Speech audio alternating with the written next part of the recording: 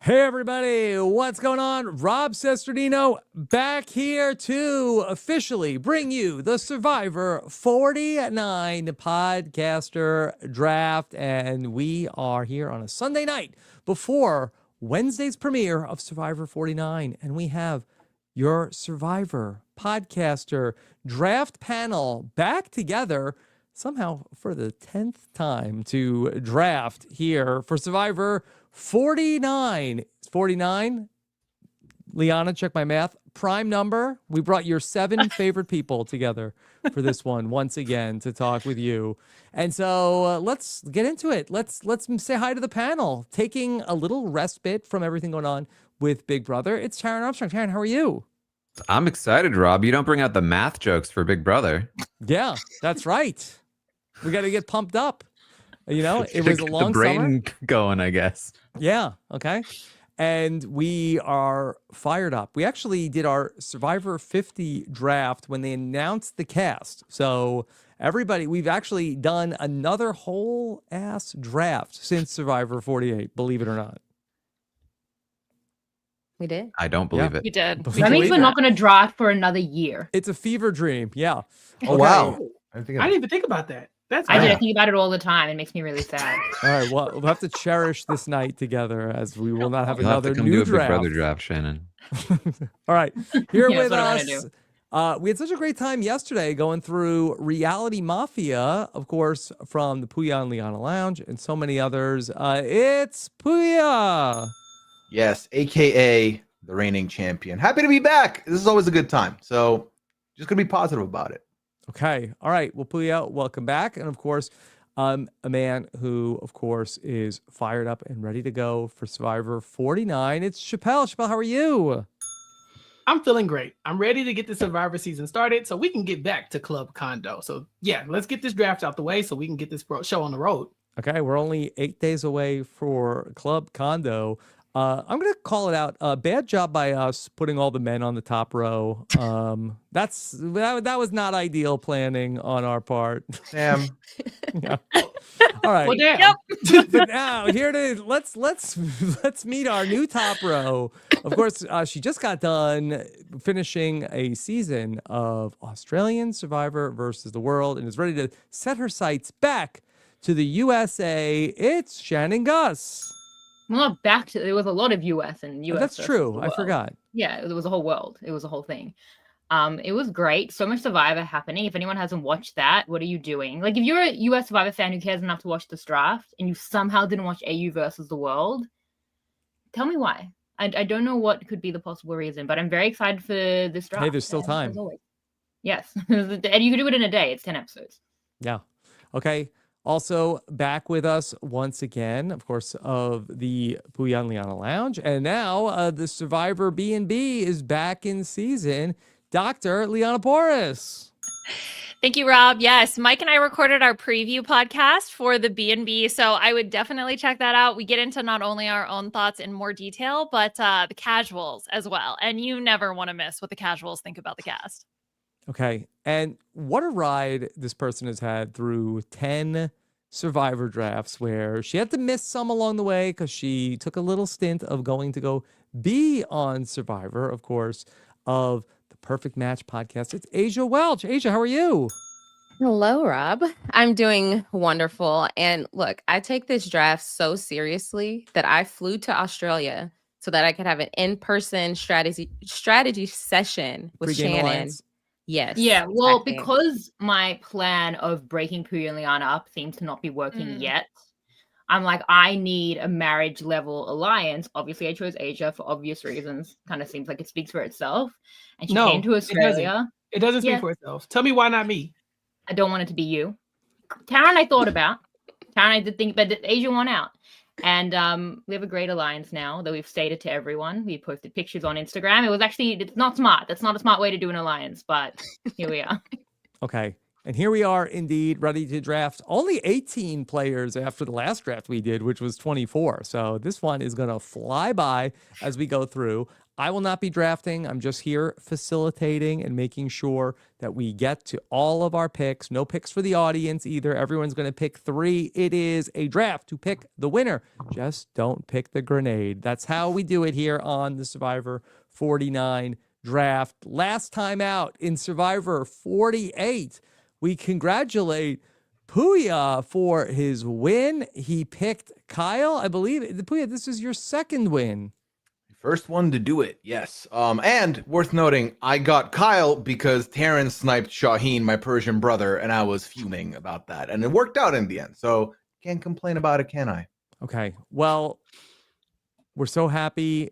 Kyle has gone on to such great success and has done so many things, but maybe none more notable than sending this message. Puya, how we doing, baby? This is Kyle Fraser. I am incredibly honored because I get to reach out to you, my fellow winner, and say congratulations for winning that Survivor 48 Rob Has a Podcast draft.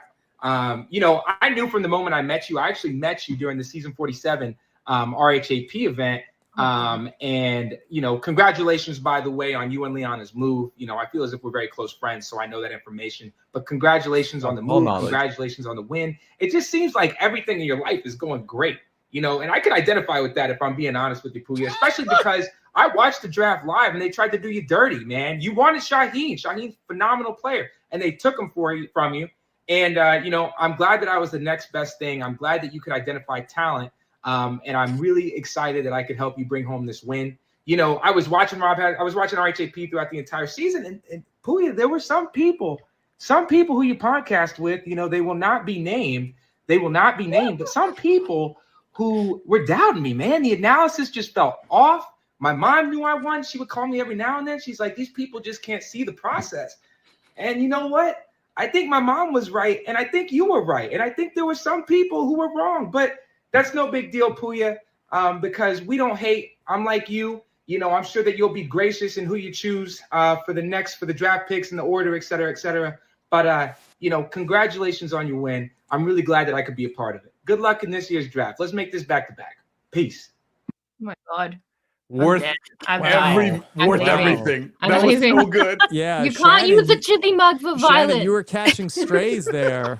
Hey, I apologize to Carl personally, and he said it was fine. Okay, 48 was a blip, and I could not read that season. I think that's obvious. Kyle, so, get off Shannon's neck, okay? Literally, I'm sorry. I don't know. I saw him pointing at the Rob part of the I Rob. thought it was Rob. Yeah, I would Darren on this one. Was it I not was like Rob? Shannon and Rob. Like it was both. What? Yeah, porque no los dos. Yeah. Okay. Well, one thing Kyle, that Kyle... you have to give your chili mug back, actually. There's something in the clause of the chili mug that you're not allowed to use it to insult me. So please send it back to RHAP. Thank you so much. Yeah. As a audio-only listener, I did not catch any strays coming towards Rob, so I'm not sure where you're getting that from. Me. Pointed at the word Rob on a mug that said Rob. I don't know what. Taryn, am I tripping? No, Chappelle, my new alliance partner. I had to find alliance partner quickly, you know? Yeah.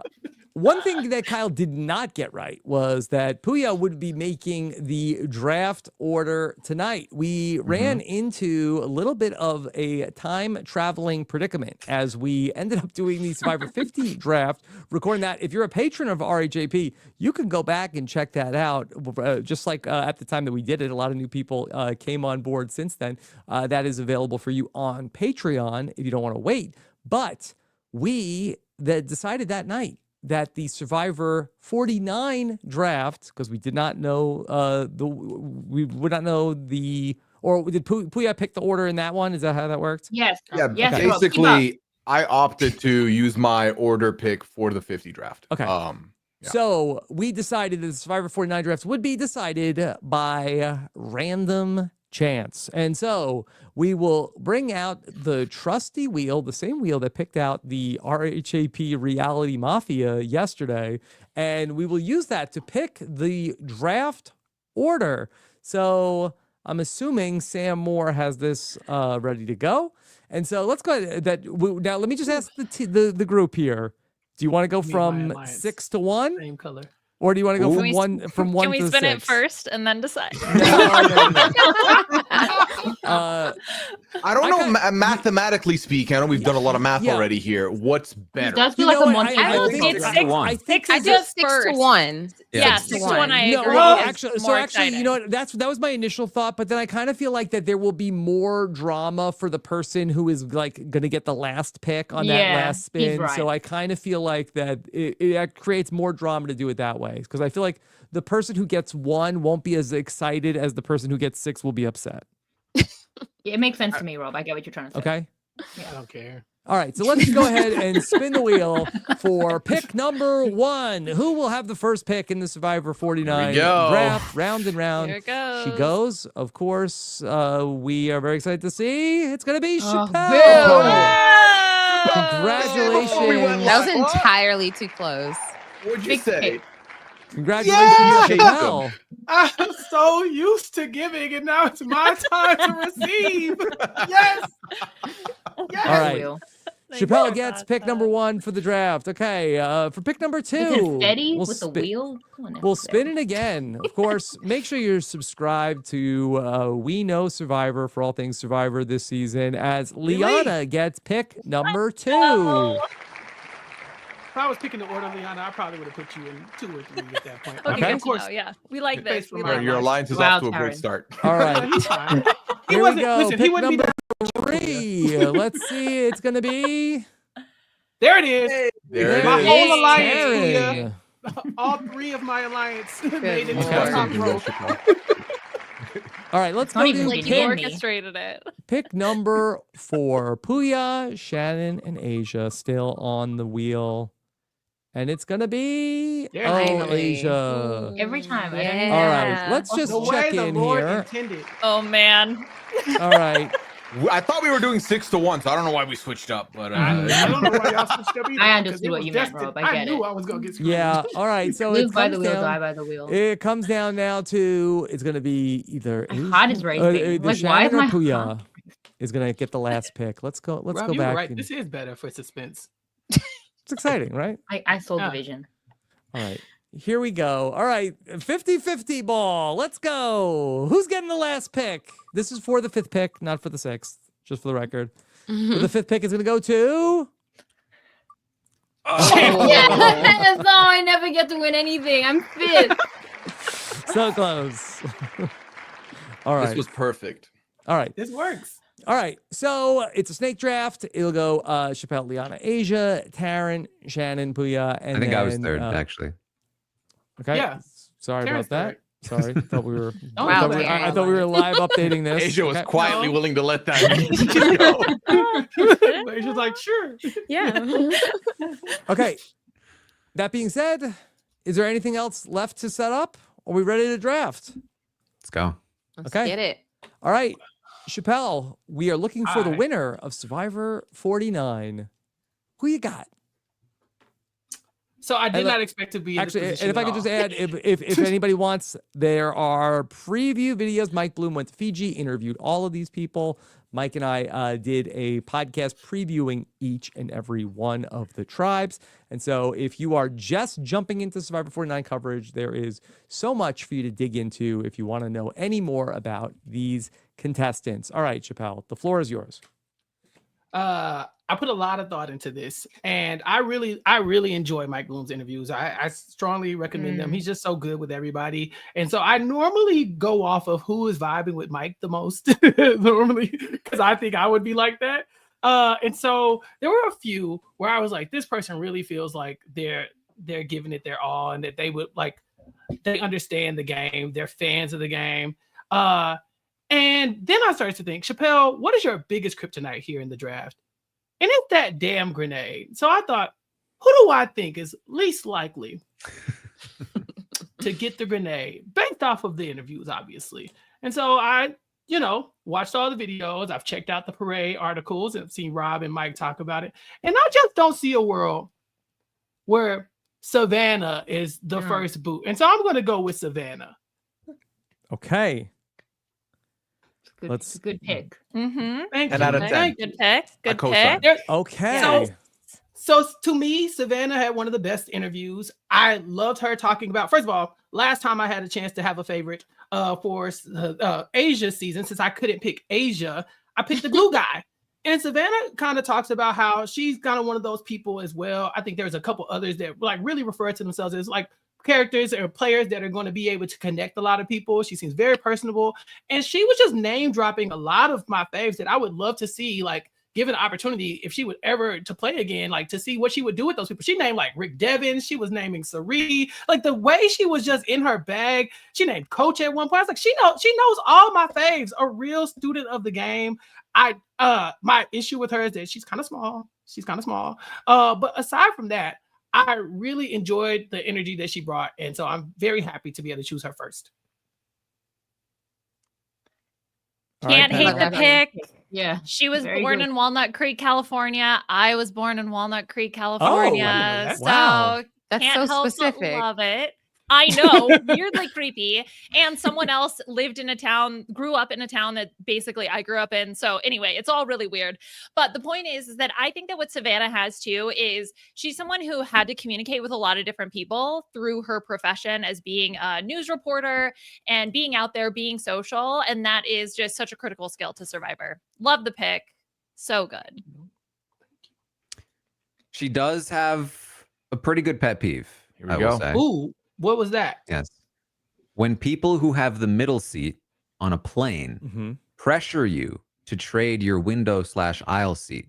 Oh yeah, boo. Oh, that Who is has the nerve to do cringe that? behavior. What is Well, that? Yeah. what When do they're you like in a mean? couple of like, can I sit with my Yeah. kids or like, can I sit with my wife? Ugh. I mean, really, anytime for whatever reason. I think. Wait. When would that ever happen? For those Um, exact reasons Rob just outlined. When No, if because there's, then like, you wouldn't but if be I'm- in the middle, yeah. they give you a window or an aisle. To No, put you sometimes together, right? sometimes people like are traveling as like a group or something like that, and they weren't able to get the seats Yeah. together, or they bought the tickets Sometimes separately. they're just like, "Hey, family of four. I really have a lot of trouble in the middle. Would you mind?"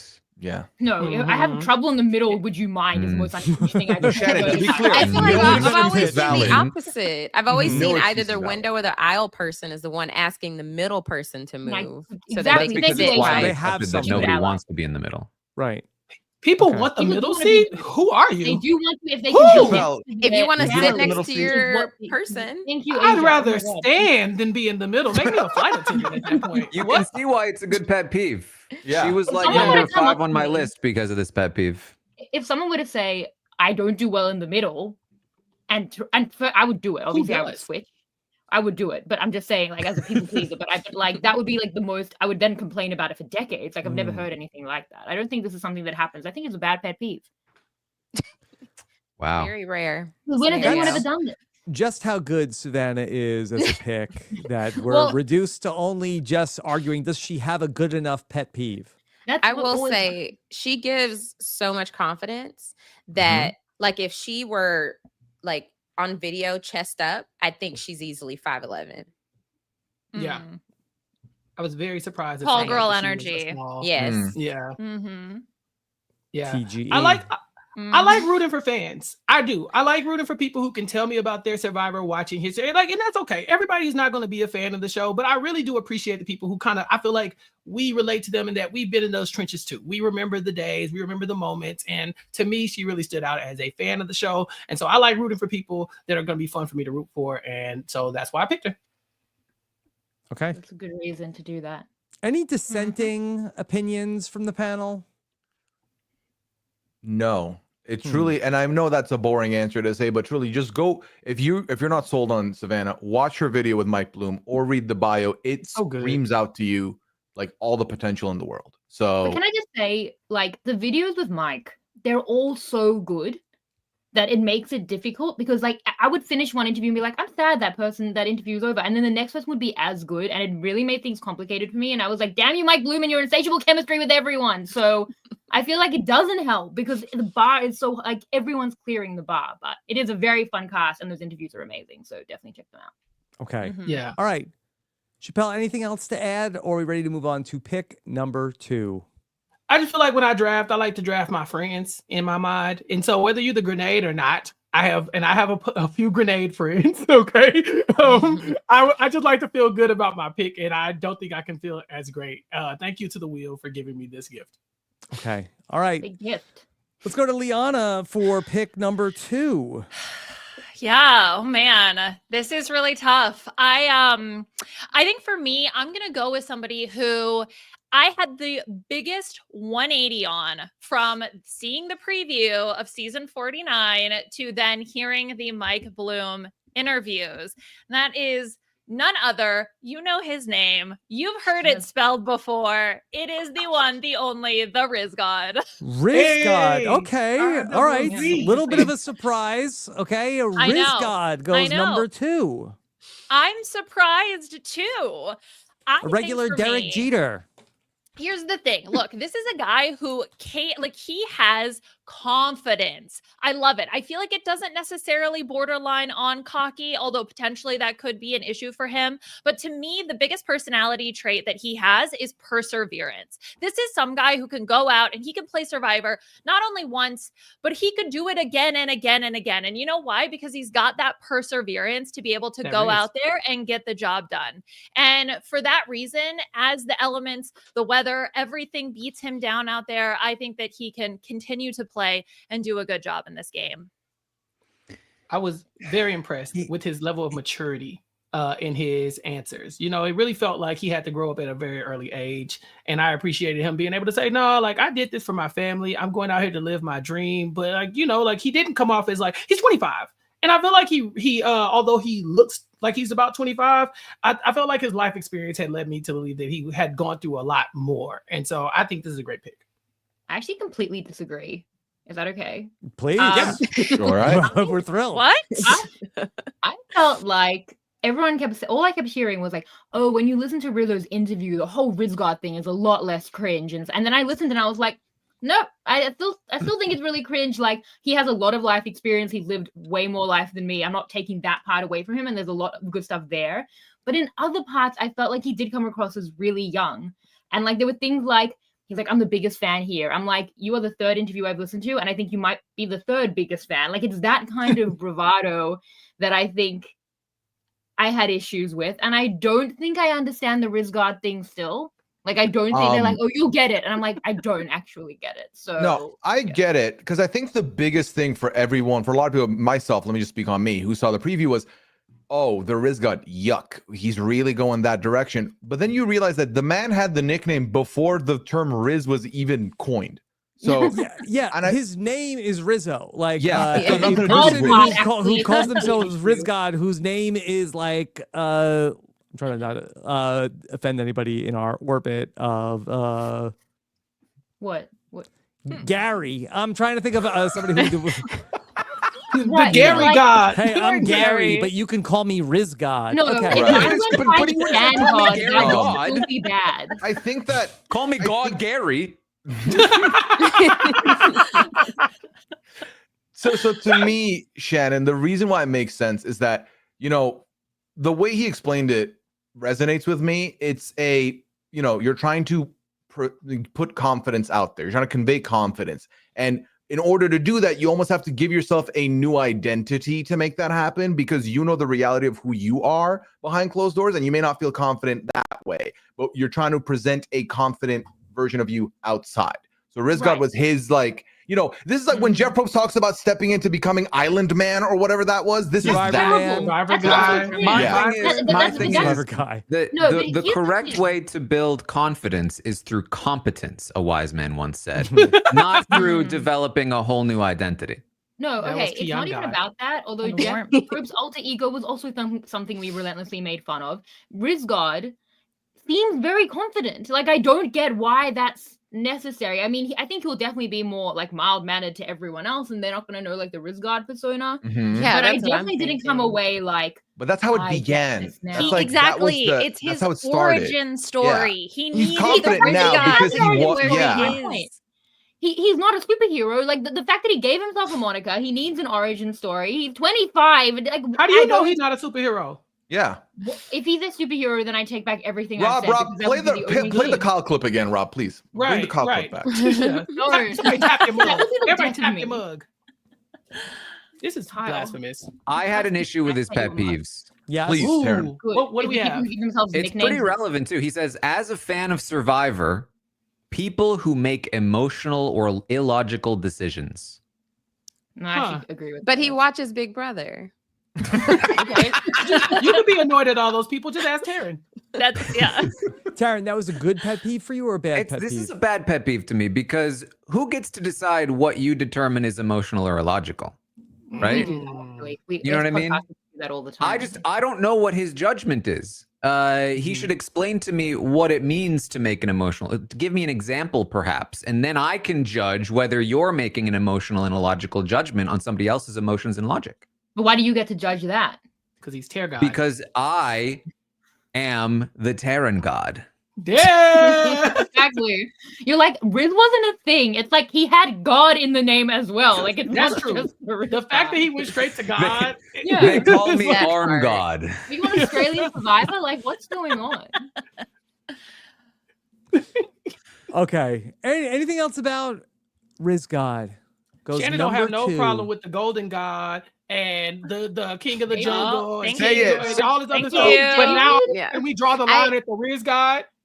Is he I think David? it's Is he David? Is he the cockroach of Bankston? Like who? Like you come He's from the future host of the a show. world where every third character got a nickname. Riz God he the first one we got with a nickname in so long, and now it's a problem. You sound like you're biased against Americans. Did the world do something to you recently, Aussie?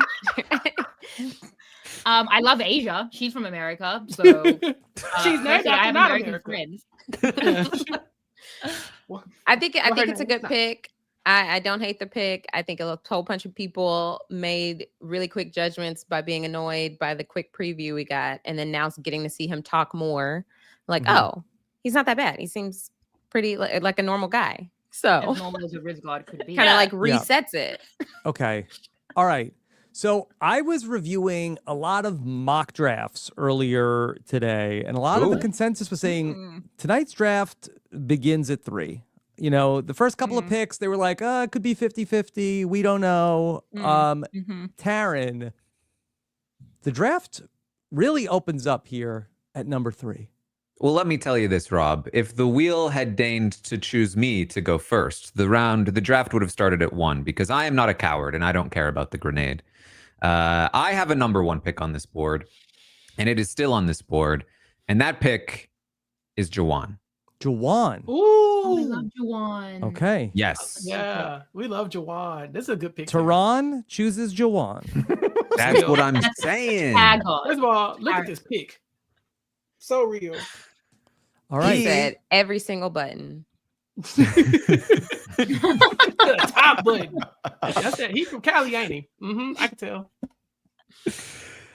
His pet peeves: crunchy peanut butter. Real. If you eat that around me, we can't be friends. That's not a good pet peeve.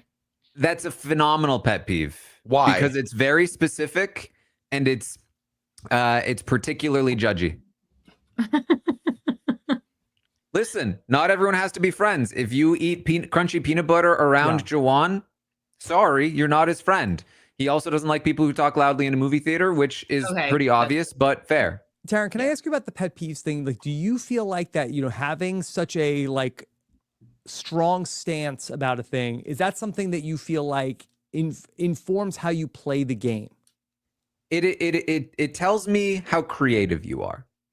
You know, how fluid, how flexible your mind is, because a pet peeve should be something unique to you. It should be a pet of yours. It should not be, you know, illogical people. Like nobody likes illogical people. It should not be bullies. Nobody likes bullies. It should be, you can't be my friend if you eat crunchy peanut butter around me. I'm not into it. That's too crunchy for me. That's what I like about Jawan. I also liked his other stuff. He spoke good. Taryn coming up with that on the fly He 10 did. seasons in was honestly so impressive. He Why spoke the so pet good. peeves? He's like, loved He spoke yeah. the goodest, even. He did. The He really goodest. did. For me, I have two thoughts about Jawan. The first, love his sense of humor. He made me laugh in listening to the interview with Mike. The one negative thing that I will say about him is when I watched the video, not in his voice, but in his body language, he looked nervous. And I get it. You're out there. You're on the first day. Of course, anybody would be nervous. But then you watch some of the other contestants that come across with such confidence. And I just don't want that nervousness to reflect in him getting in his own head. So that is the only like slightly negative thing that I would have to say about Jawan. Otherwise, he would be so much fun to be out there on the island with. But he rehearsed. He did a practice interview with a Mike Bloom impersonator. He did. Yeah, but being a Mike Bloom in person Didn't is a little work. I that's I remember my first Mike Bloom interaction, and it was nerve-wracking. I can't lie. I like Jawan. I have met this man before, Rob. Yeah. Where? We had a costume contest at the RHAP live show in Brea. Yes. And we were supposed to be Survivor themed, and someone got on stage with an alien that was grabbing them around their waist. And I was like, that's not Survivor related. So, and it was Jawan Pitts. wow. Okay. I didn't know. So yeah, I think we did that on the did we do that on the Big Brother night? Or did we do I think we did it both nights? nights. Yeah, I think we did it both nights. And I was like, what are you? And he's like, an alien. I was like, but that's not. So off the strength of that, this man is an RHAP fan and enough to come to a live show and even participate in the costume contest, I cannot root against this man. I hope he does well. Okay. Was anybody lower than top 3 on Jawan? He looked really high on him. Top 3 is so high. Like, I love Jawan. I just feel like this cast has some people that I really like, but maybe aren't as sensible picks. I'm also very burned from absolutely misreading 48 if you didn't see Kyle's video. So I don't know if I just really like him or if I think he can win, but he's great. He watches Australian Survivor. He's seen all the gods already, so maybe he's ready for Riz God. Like, he has such a great inbuilt connection with Nate, I think, who I also really like. Like, I want him to win and go far. I think that's a great season. Do I think he can? I feel like that's different. I don't know, but I love him. Now, I'm a little nervous that Puya has gone off camera. I believe this was what happened when Shaheen got picked last season. Did Taryn snipe Jawan from you, Puya? No. I have a hope that will work out. We'll see. No, okay. I had to excuse myself. I should have thought of no need to say. No need to. I don't know. I thought you needed receipts. I don't know. I just wanted to make sure that look. I want to make sure everybody is doing okay during the draft. Okay. Yeah. No punching air for me. We're good. All right. Okay. Any other thoughts on Jawan? Excited for him, honestly, and I hope he has a very fulfilling experience. Yeah, he seems somebody that like he's going to be very enthusiastic about being there, and I just love that energy. I just felt like we'd be friends. Yeah. I am concerned about him more because of his tribe, less about him. I have an issue with the tribe, but we'll talk about it when it comes up. That'll do it to you. Because I think all 3 people have been from so the same far, tribe, right? That also with Nate, who is it? And then Shannon. Well, that's not great. Yeah. All right. So all 3 people from the same tribe. All right. Let's go to number 4. Let's go to Asia. All right. So I have 2 picks that I had to kind of see who would Shannon and Puya not pick as their first or second pick to make sure that I get my number 1 and my number 2. Okay. So a risk. Shannon gonna get one of them if you don't do what you think what you need to do. I know what you're about to do, but if you don't do what you need to do, Shannon I don't know if you do. Well, you picking a strong guy. All right, for my first pick, I'm gonna go with MC. Yeah. Yes, Liana. Yeah, that's the age of Liana beef from every season. It's fine. It's fine. She's only amazing. It's fine. Damn it. Oh, that's not good. Damn. So MC, very excited about her. Very excited to watch her play. This is personal for me because season 47, episode 3 was her very first episode of Survivor. And so, it's like thing, girl. That's how you start it. Love that for you, hate that for me. But outside of that, I think I could just relate to her in so many ways. Love the locks. We both had that orange going on. She is very into fitness. She just seems like a very likable person. I think there's going to be no issue getting along with the people on her tribe. And I do think that is a benefit of her being a newer fan, because she's not going to be caught up in trying to recreate anything. It's going to be like more of like a fresher experience. I get great energy from her, and just like just this fresh perspective. Mm-hmm.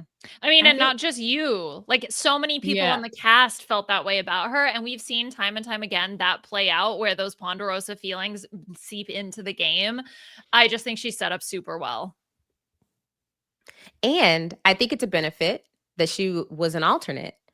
And like, she didn't have to be all nervous all week. You know, it's just one of those things where it's just like, oh, well, maybe I will, maybe I won't. And then it's like, oh, shoot. Okay, now that I'm about to play, now let's get going. And so she didn't have to play those mental gymnastics that everybody else is playing all week, trying to figure out, oh, is this person on my tribe? Is this person on my tribe? And so I think that'll help her too. Mm-hmm. Okay. She's an interesting pick considering my recent diatribe on pet peeves, because her pet peeve is bullies. Bullies. No, not bullies. Knock it off. To be fair though, she did elevate it slightly, because she said bullies are whack, which is way better than just saying bullies. I guess. True. Exactly. Okay. That make a lot of sense. Let me ask the question this way. Did anybody not have MC as a first round draft pick? Well, yeah, because she said bullies. Mm-hmm. I don't know. Yeah, I wasn't probably. I don't know. I didn't have a great. I did not have her as a first round draft pick. Rob. What? Yeah, that's whack. Yeah, that is whack. That is whack. Definitely a second round. I mean, I showed y'all who my first pick was. But what for me, the thing with MC is that she's such a recent fan. And she's like, I kind of watched some of the seasons. I'm like, MC, come on, man. I just don't.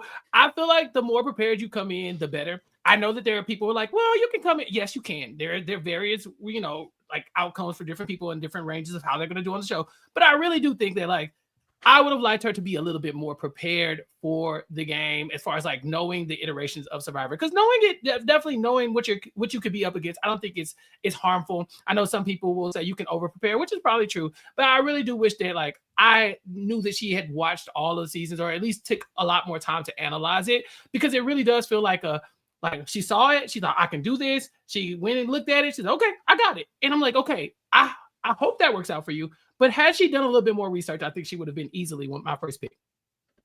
I just feel like I had other people above her. Like, it wasn't anything about her, but it just, again, there were too many good interviews, but I still think it's a solid pick. She's not called MC God, so. And I think it's interesting, too, that she's the youngest person on her tribe, and she's 29. So I think old-ass tribe. That gives that tribe a different type of, like, culture. Thank you. They ain't that old, Chappelle. I'm older than most of them. Tribe. I'm older than them. I'm like the second oldest person on that tribe, so I'm just talking. Don't mind me. Yeah, but that might be a historical. Maybe we get Rob's fact checker on this. Is that the youngest person or the oldest person to ever be the youngest person on a tribe? Probably. It's a fun stat to check out. Yeah. Sounds like it could be true. Well, what about the older person tribe? I guess so. There was the old tribes. Even then, it was the youngest person on the old woman tribe was 32. Mm-hmm. Yeah. So she's still on the young woman tribe, but everybody else would have been on the old ass tribe. Yeah. Okay. Anything else about MC? No, I think it's a great pick. Okay. Angela approves. Yeah. Okay. All right. Let's go back to Shannon. Shannon, pick number 5. I think Rizzo is in the chat. I think I'm gonna get flamed by 2 players. Focus on your draft. Don't worry about the. Don't let them get in your head, Shannon. Just Rizzo, I love the nickname especially. That's my favorite part. Okay, Rizzo, don't call Shannon cringe, okay? I didn't say cringe. They said cringe. Even if we're all thinking it. I was quoting the fans. Anyway, let's go to my pick. Let's do that. I was finishing up the interviews last night, and I was like, they're just so good. Can this streak continue? And I got to the last interview, which was Steven. And I thought, oh, this guy's great. This is like a nerd. I love a nerd, you know? Will I pick a nerd? I don't know, but I have an affinity. Yeah. But then, and I'd never seen pictures of these people ever. And then after the interviews, I went out and looked at pictures, and I thought, oh, he's a strong guy. And he's 35. I didn't expect that. So I'm gonna pick him because he's a rocket scientist, strong guy. Puya is quietly celebrating. You just wait till I talk about my picks. It's gonna be great. Okay. All right. Let's talk about Steven. Steven. Woo! I got a great vibe with him. It might have been Mike. Shannon's draft going to the moon. To the moon. Yeah. Did we not? Don't we agree? He's not going to be the first boot from his tribe. They need him physically. He's smart, but I think maybe he can like hide it a bit. No, he's got a lot. He wants to play like a Charlie game. Charlie won the draft for Rob. Like, it's good. Yeah. I'm surprised. I feel like that the panel does seem a little quiet. Are you all no selling Shannon's pick, or are there concerns about Steven? He wasn't high on my list. I don't know what it was. He just didn't like. Yeah, okay, yeah, he's a rocket scientist. That's rare, but nothing else really stood out to me. I'm sure he's great. Damn. This is literally a Shania Twain song. Like this is what this was made for. Oh, so he's a rocket scientist. Yeah, that's impressive. Yes. I had him in like my third tier. So far, one of my first tiers have gone off, and two of my second tier. But this is my first and third tier. And the reason why I think he might have to pay the Charlie tax. I think Charlie got away with being like the normal guy on the tribe that people kind of underestimated and didn't really think too much. And they just watched that season. A lot of them were talking about Kenzie's win and whether or not the winner deserves it and this and other. There was a couple name drops of Charlie in the interviews. He even said it himself. And I do think where a Charlie could probably slip under the radar in a tribe with crazy people. No disrespect, Banu and Q, and Jess, but y'all know. But like those people are who you can like hide behind. Charlie he didn't have to deal with that. We never met any of those people in the game. Yeah, that's what he didn't have to deal with that. But those are crazy people that you can hide behind. Charlie gets to the merge, and it's like, oh, he's surrounded by insane people. So it was very easy for I think for him to like slide into a good spot. I think Steven might be looked at as a Charlie, and people are going to want to get rid of him before it's too late. He's not that similar to Charlie. He's just he said it himself. He said, Charlie, I'm going with it. Mm-hmm.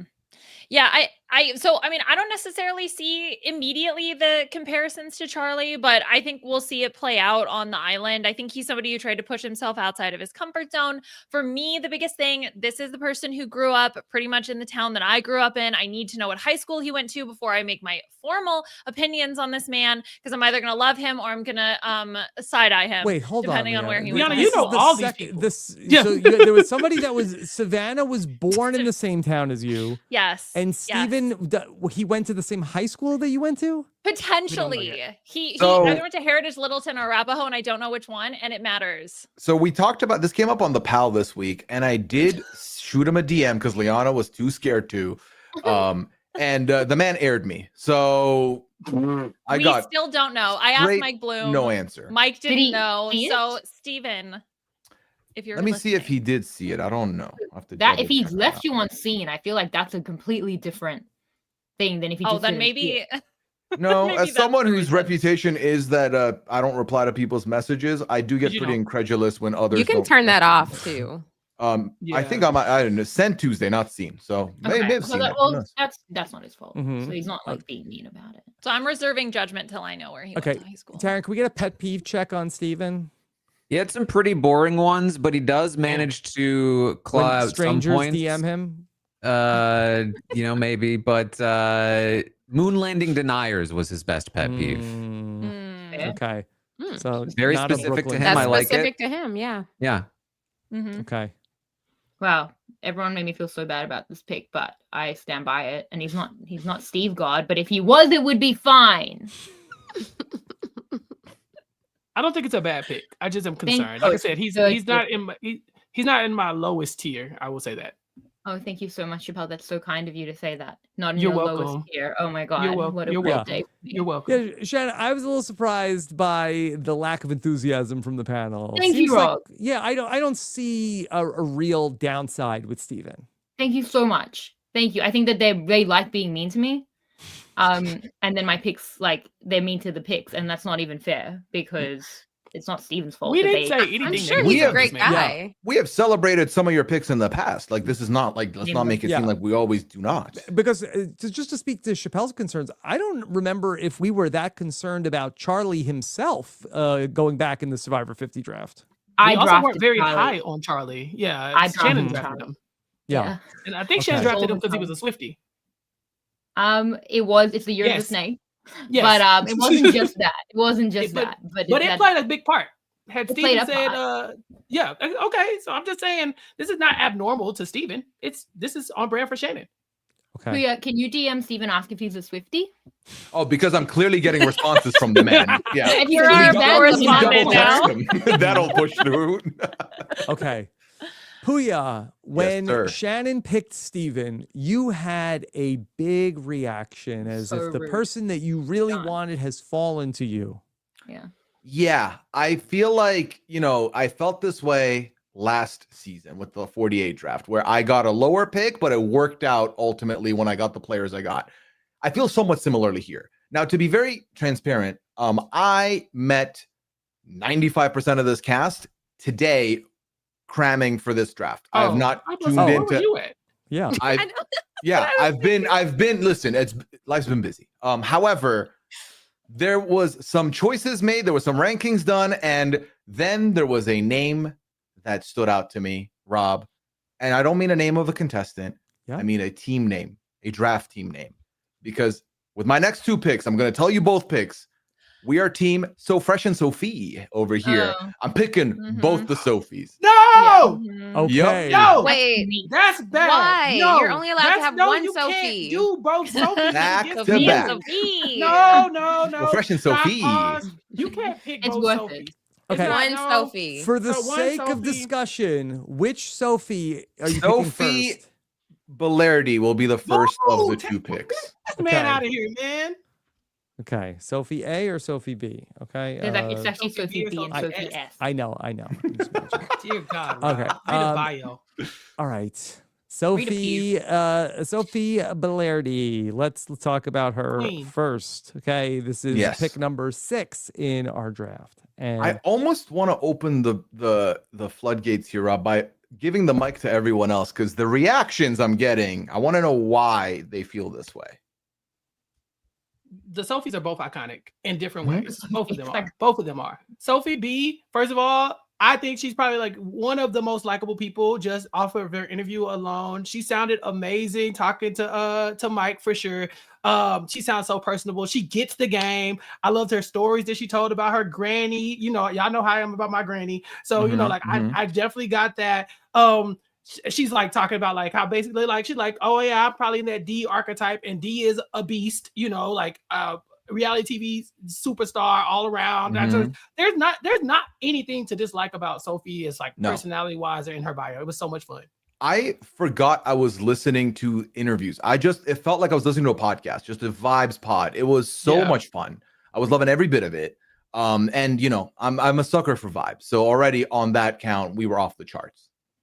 Both Sophie's Mhm. iconic. Both of them. No. She has very interesting pet peeves. Hit us First, with them. first, I want to give you a very relevant one. People who don't return their shopping carts. It's interesting, but we're going to come back to it. The other one was very interesting to me because she said, men with Peter Pan syndrome, get off the dating apps and stop terrorizing my beautiful single friends. I thought you were saying men with Peter Pan peanut butter. I thought we were going to really be Oh. locked in on the peanut butter. I forgot Let that me was a tell brand. you, I Googled Peter Pan syndrome. I still don't fully understand what she's talking about. Yeah, Really? people Yeah, who men- hung men about. who People who won't never grow grow up. up. Yeah. Yeah. They never grow Have you up. seen Peter Pan, Taryn? But what does that have to do with dating apps? Because I they'll guess be they like just- Terrorizing single friends. 45 hitting on 22-year-olds on the dating apps. Kinda. Exactly. Oh, Well, that's a really good pet peeve. Then. Yeah, that's what that is. There's a- ooh. I me think just it move could her up just the mean list people for a that are moment here. immature, no matter what their age. No. Yeah, they won't. Well, that commit. too. Yeah, Yeah. they. Sophie B There's a didn't tell Taylor one Swift lie. song about this, Karen. Charlie could tell you, and maybe Steven, if he gets back to Puyo, will know. Did you want to Why go are we to coming shopping back to the carts? shopping carts? Yeah, Oh, we're coming back to it later. Don't worry. Okay. later. Oh, All right. Anything else about Sophie B? I like that video she put on Instagram about her telling her family. It came up in my like reels. Mm-hmm. That made me root for her. Everyone's so excited for her. Like, this is a person who has a lot of love in her life. She was not my preferred Sophie, Oh. but that's a very high bar. Like, they're both good picks. So Oh, she's talking about people like Vince. Yes. There you Put it go. in the Big Brother terms. Yeah, I did see Sophie also. I don't remember if it was her or D who posted it. They had a cute little TikTok together, which I thought was really adorable. She just like screams fun and energy. So I just don't see how she's not going to be a social powerhouse out there. She's also on a starting tribe with Jake, who she wants to align with as her meat shield. So it seems like the stars are in alignment for her in the starting tribe format. She had I also such a think, clear like- strategy. It was so cool to hear it. I'm sorry, Shannon. no, I think I saw a reel of her and D together. All of her reels are really Yeah. hitting my What, yeah. algorithm. Just say that. Are you not, Oh, sorry. That's fine. Shannon? There's a never mind. I just saw her having a strategy. She identified that the big guy is who she wants to latch onto. She's like, that's the type of person that I want to like drive through the game. She's so much fun. I'm sorry. It was just like watching her talk was like Puya said. It was kind of cool. Just seeing her Liana kinda just have her said own that little as show. well. No, I'm like, I know. can anybody hear agreeing. me? I'm agreeing with Liana. Liana, is what I'm your saying. mic is muted. No, no, Shannon wasn't listening. I am agreeing with Liana. Okay, thank you. But Thank yes. you. But no, no notes. Great pick. Oh, I know why I didn't pick her first. She's small. I'm concerned. What is I with didn't you? realize and these- I didn't. Well, Asia, sometimes being smaller on Survivor doesn't really work out for you. Now, does it?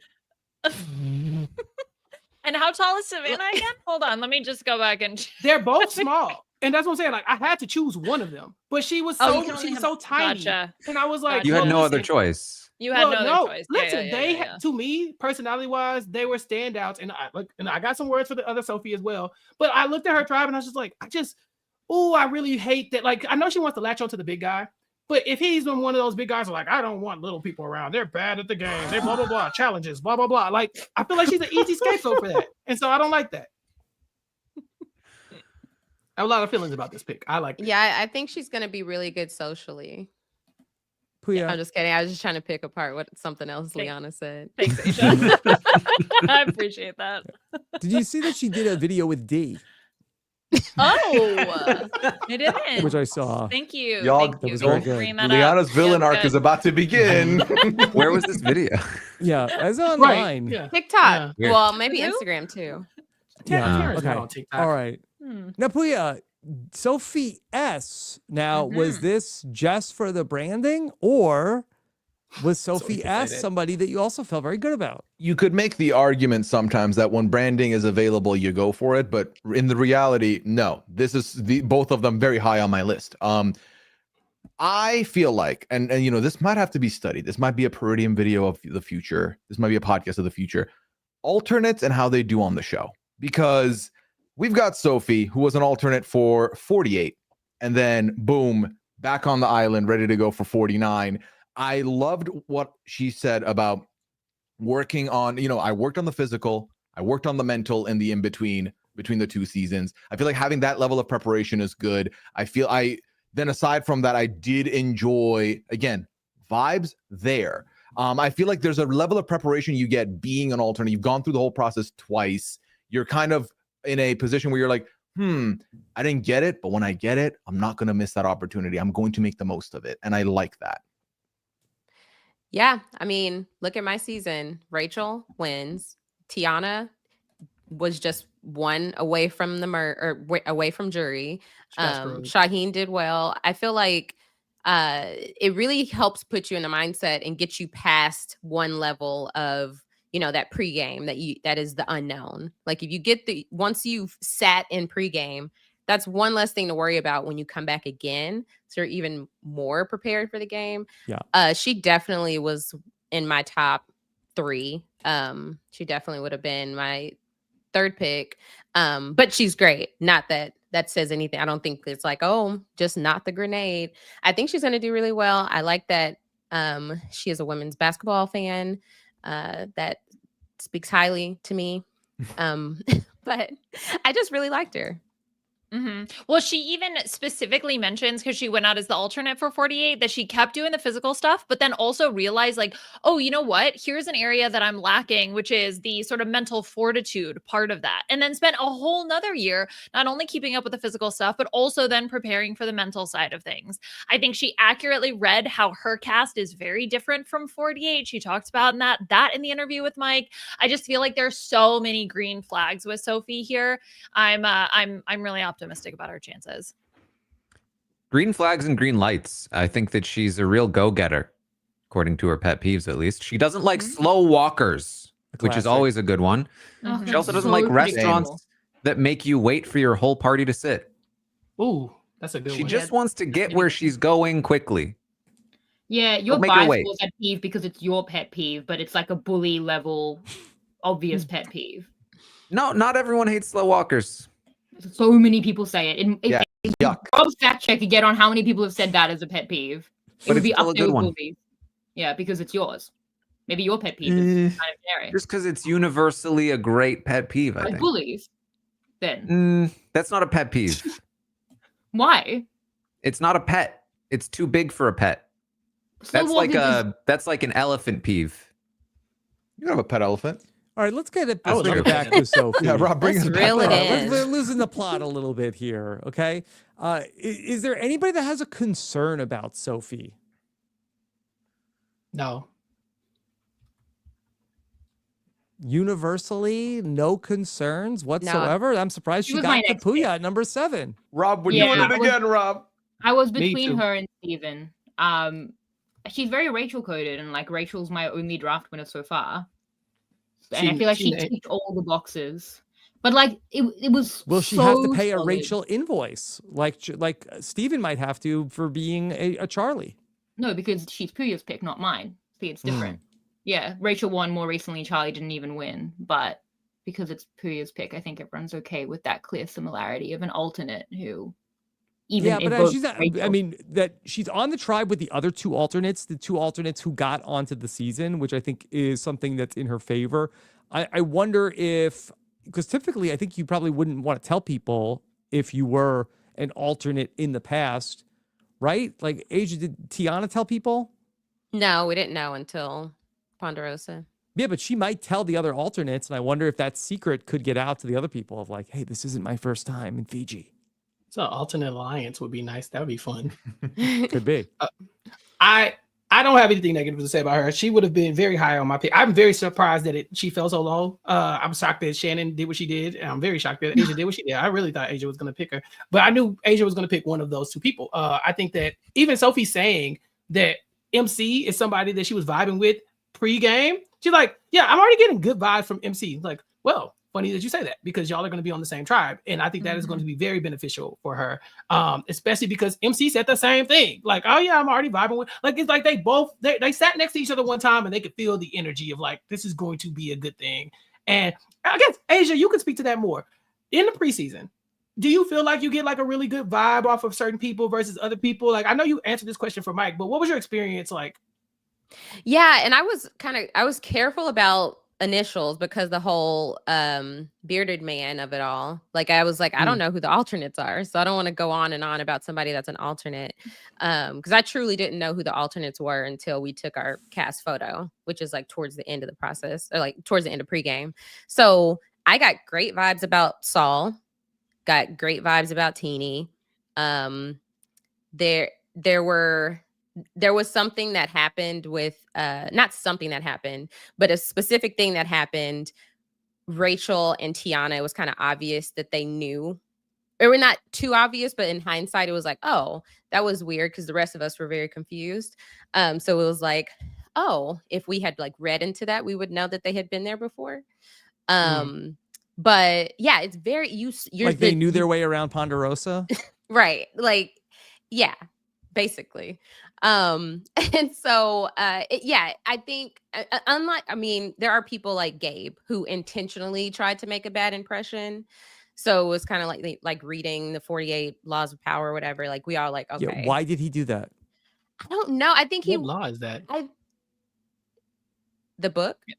Yeah, Make no, I mean, people what hate you law is one. it? Make people hate you? Yeah. Oh, Make Chappelle skipped that enemies. chapter. Mhm. Yeah, like, I think he was just trying to get like such a wrong impression so that when we did meet him, we're like, oh, this is not like he didn't want people to have like an actual good read on who he was.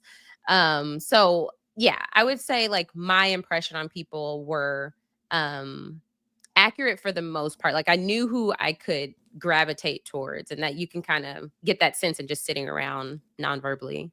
Asia, has the 47 alternates popped up yet? Have they played yet on any on 48 or 49? On 49. Yes. Yes. Okay. So Sophie was the alternate for your season? No, she was the alternate for 48. Okay. So who's the alternate from 47? She's being coy. Yeah. cagey. Why didn't Mike say it?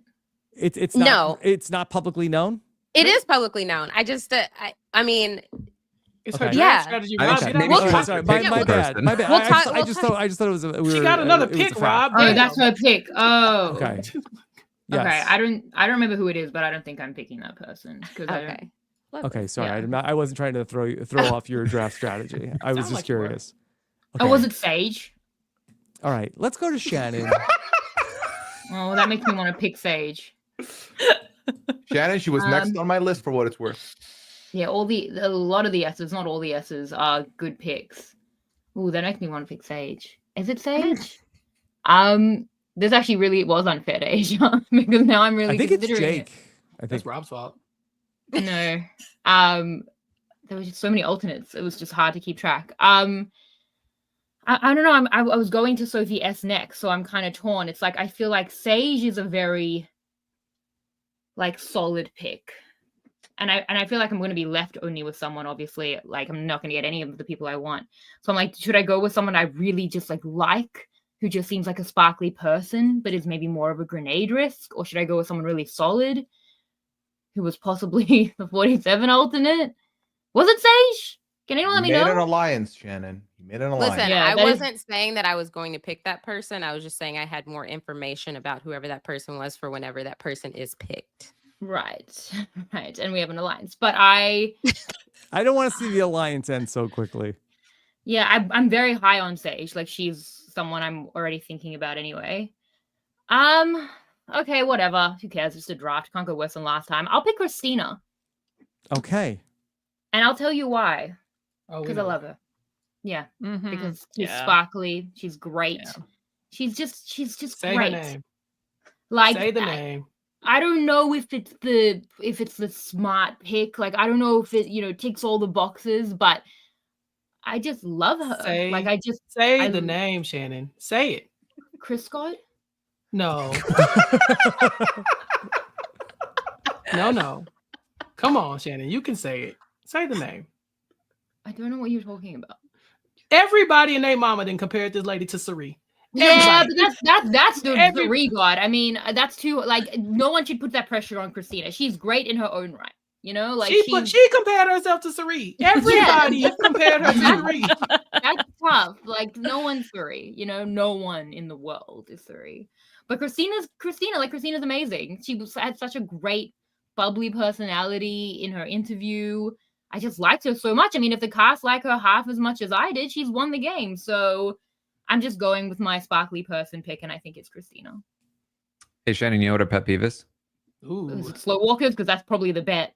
No, it's Considering bullies. Oh. As Knock it generic a pick as Yeah. slow walkers. She also doesn't like it if people swore on their loved ones. No, she's not a fan of that. It's her prerogative as a juror.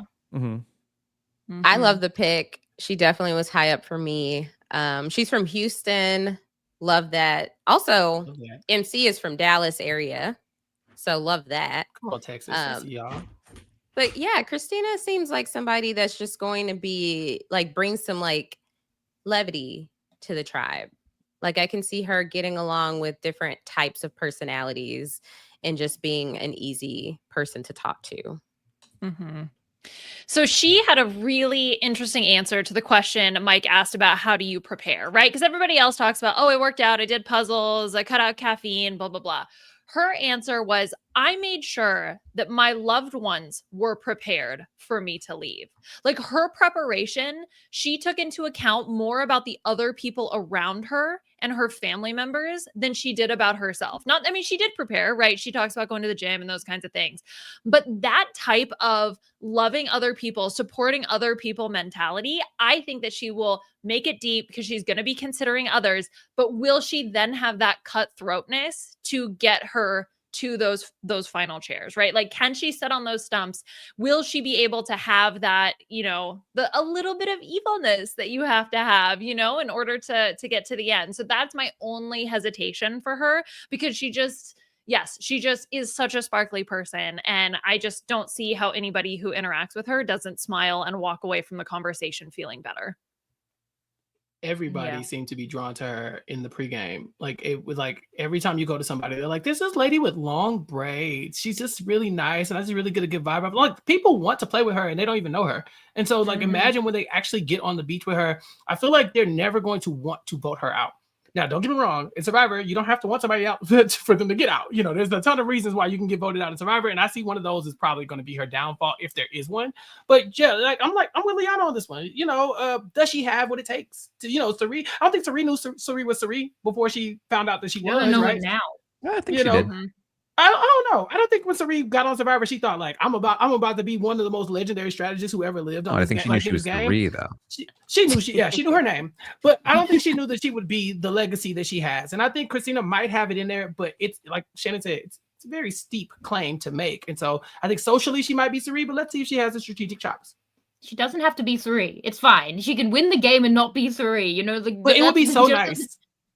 Yes, to have two Saris, yes, that would be wonderful. She doesn't need to be Sari. I'm not asking her to be Sari. I'm asking her to win for my draft and not be grenaded. That's it. She gives so like warm. And that's just like not a quality that you can just like manufacture. Or you're like, oh, before going on Survivor, I became warm, you know? It's just like, it's just in her. So it's gonna be very easy to like be herself. Okay. We like this pick better than anything Steven. else on Christina? Correct. Yeah, Shannon. I like this pick better than Steven. Yeah, I agree. I don't know Same. why. All right, so Good, well-rounded it all works out. Okay. Yeah. All right. So let's go to Asia, who I almost screwed up Asia's whole draft. Not since yesterday when I screwed up Mafia have I felt so bad. It worked out, Rob. It worked out. Okay. In both places. Goodness. All right. Oh, Rob. Yes. It got so hot over here all of a sudden. I just like So sorry. I didn't know how to get myself out of that. But luckily it was your ally who wasn't Yeah. gonna It was a good test of your alliance. Right. Yeah, good test. Very, very worth that trip to My Australia. my podcast spouse. Okay. So I am picking with my second pick, which my first and second, they could have been interchangeable, but I was just like, okay, I got to go with who I don't think Shannon and Puya would pick. And so I'm going to go with the 47 alternate, Sage. Oh, wow. Okay. Shocking. Surprise, You were surprise. just saying that you just had something to say about her when her time came up, not that you were going to pick her. Right. Yeah. So this is a season of there are many alternates. I had forgotten Sage was the. I really did forget. I was not just trying to put my finger on the draft. Okay. So Asia, what can you tell us about Sage? Oh my gosh. I will tell you before we get into her stats that Sage was the person I connected with the most preseason for 47. We somehow got the same, we were on the same bathroom schedule. So like it just was almost like, not that you have a bathroom schedule, but it's just like we were working in the same kind of system because every time I was going to the bathroom, she was coming out and we'd be like, we'd smile. We'd just like, hey. And it was like, okay, this is good. Like, she's so nice. She's so like, you know, I think that we were just building a connection in that way. And then, yeah, Will you be my number one? Right. Aww. Aw. my number We just two? had very positive interactions, and I feel like I had the most with her. And I do think that maybe more people felt that way about Sage as well. So I was just like crushed when I found out that Sage was the alternate. Like when we took our cast photo, and I was like, no, the one person. So that says a lot. Like non-verbally, she gives off great energy. So she came off very Sage would have been such a great alliance. Aw. how cute. And so yeah, Sage has a military background. Just trying to find out her age. She's 30. And very, I think a lot of people hung on to the like collecting pimples thing, but that's just a quirk. Wait, the what? Yeah, Wait, what? she's got What a I was- jar. She jar She said that collects was like Mike? blackheads in a jar. Did she say that to Mike? No, I think No, that was it in her was- CBS short. Yeah, it was in her CBS video. Right. I'm Yeah. like, Yeah, because I feel like didn't know remember that until today. Yeah. Yeah. What? We like her, Sage and I both made like finals for Big Brother. Like it, I think that we were just here, and I didn't even know that obviously. But she plans to play like Marianne. Love Marianne, A lot right? of people said Marianne. Yeah. So, Really? well, it only stood out to me when she said it. We all love Marianne. Wait, how does one collect pimples in a jar? Like, what does that mean? She said specifically blackheads. Ew. That changes a lot. No, I'm joking. But That's fine. listen, we've been talking about alternates a lot, right? So this statement still stands true that she had already experienced pregame before going out there. So that was one less thing she had to worry about to come in the game even more prepared, a year later. So I have high hopes. Okay. She was going to be my next pick. She's got some good pet peeves, and it's a little bit of a journey. So there's pet peeve number one, very broadly speaking, the patriarchy. Pet peeve number two, Speak on it. Elephant peeve. people who instantly roll their eyes at me saying the patriarchy. Ooh, now we're cooking. Pet peeve number three, people who don't put away their shopping carts. Oh my god, that was game. worth it. That was worth it. Okay. But now I don't remember who the first person who said it was. Sophie. Sophie. Oh, good. Sophie Yeah. B. See, I've heard some pushback on the shopping cart thing. I feel like that I've heard people say like, hey, well, hold on. Why do I have to put so much pressure on? Sometimes I have my kid in the car. Now I got to go walk across the parking lot so I don't get shamed for not putting my shopping cart away. Ah, Yeah. Leave Yes. it abandoned in Love abandoned it. in the parking lot. Someone else could bump into it. Or it Yeah. can roll into So somebody's all of a sudden car. we're on the side of the big corporate shopping No, we're in the supermarket. side of the other this is about customers, Rob. personal No, customers, you like, grab it, you put it back. right. That seems like common courtesy. I pushed the cart over here. Make Why would I everybody not take put it a back where I got quarter it in from? like at Aldi. This was a crazy way to find That out. sounds like I can't believe you somebody support the trying to- patriarchy like this, Rob. Right, yeah, it's crazy that you would do that in front of us and Sage. Yeah, like Taryn, Sage was in my next pick category because basically once Asia, your first pick was happening, I thought, okay, as long as Asia doesn't pick Sophie, I should be good. But if Asia picks Sophie, so Sage and Sophie is still happening. Like that name is still there. I really enjoyed her. She was a lot of fun also. And also again, the alternate thing for me does yell like this is always a good thing at this point for me being an alternate. So easy pick. Why do you love alternates so much? I feel like two reasons, Shannon. Alternates recently, studies have shown that alternates are doing well. I brought this point up earlier. winner. But you may not Yes, have been listening. Yes, guys. I one alternate is one. Okay, and how many of them have gone the distance in the recent memory? What are the rules of the draft? Are you talking to the 2-time winner with your Ooh. awful 48? But no, Sorry, are you Are you talking talking to to the one person who person? drafted? Are you talking to the person with the Get best her. average Get her draft again. placement, Shannon? Get her no, again, yeah, Shannon. yeah. Can we get her Don't again, you Pooya? disrespect me and my Get her accolades again. now? Get I her thought we again. cared Whack about her. average It's draft like placement. one Exactly, ultimate Asia. That's what one. I'm Pooya got saying. that too. Whack her again. Yeah. All the crowns. One Asia, head, get your multiple alliance. crowns. Asia, get your alliance. She's getting out of control. I feel when I see for me Y'all the are being ultimate thing hard is on her. well, I feel like I was making my point and she doo-dooed it. I can't doo-doo back. Doo-doo back. Pooya, you can doo-doo back. I don't want to use the other word. It's too much. Frankly, guys, I think that we should all just get along and nobody should fight, okay? Remember when Okay, Rob doesn't put Ava. his shopping carts back? Let's talk about that Yeah. a little bit. That is Yeah. true. That is I still do put my bull shopping Rob. cart back. Oh yeah. Oh, now you do. I'm just trying to enjoy my drafts. Where's your hat? Okay. All right. We're halfway there. 9 picks Yeah. down. 9 to go. Who's going in the back half of the Survivor 49 draft? Taryn, your second round pick is up. All right. I still have a pretty good one here. Mhm. My second round pick is Matt. Okay. Yes. Yes. Yes. Matt, who has a pet peeve of listening to someone incorporate texting shorthand into a verbal conversation. OMG, LOL.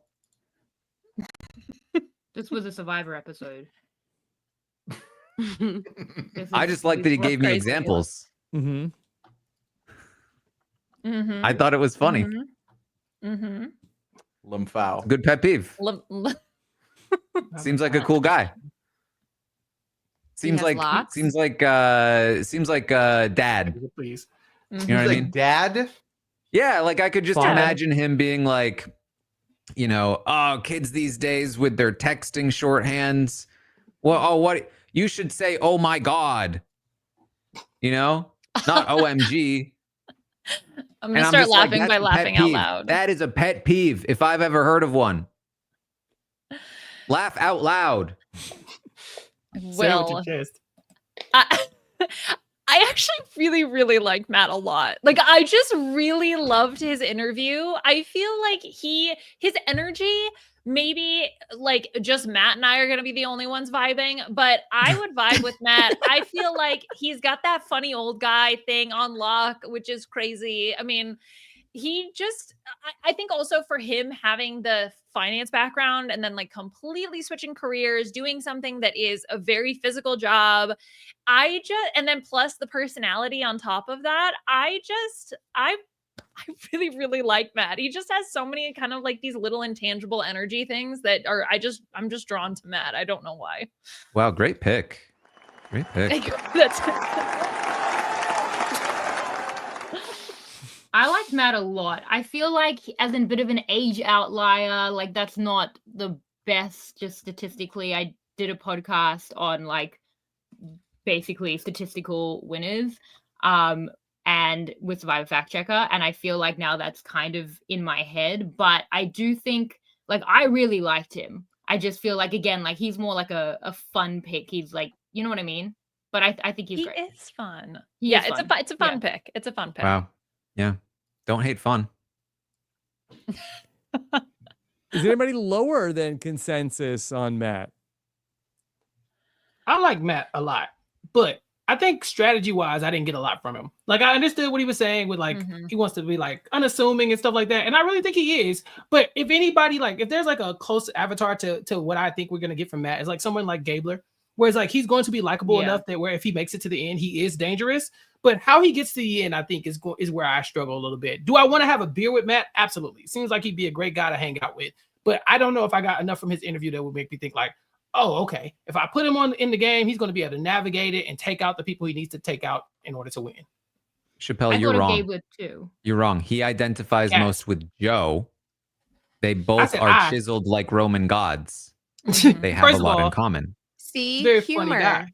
Yeah, he's a Yeah. very funny guy. Like I said, I liked him. I liked his personality. I just don't know if he has like Survivor winner written all over him. Yeah, Gabler was the one who, got over that age outlier curse. But then I'm like, oh, is that what the example we're attaching to?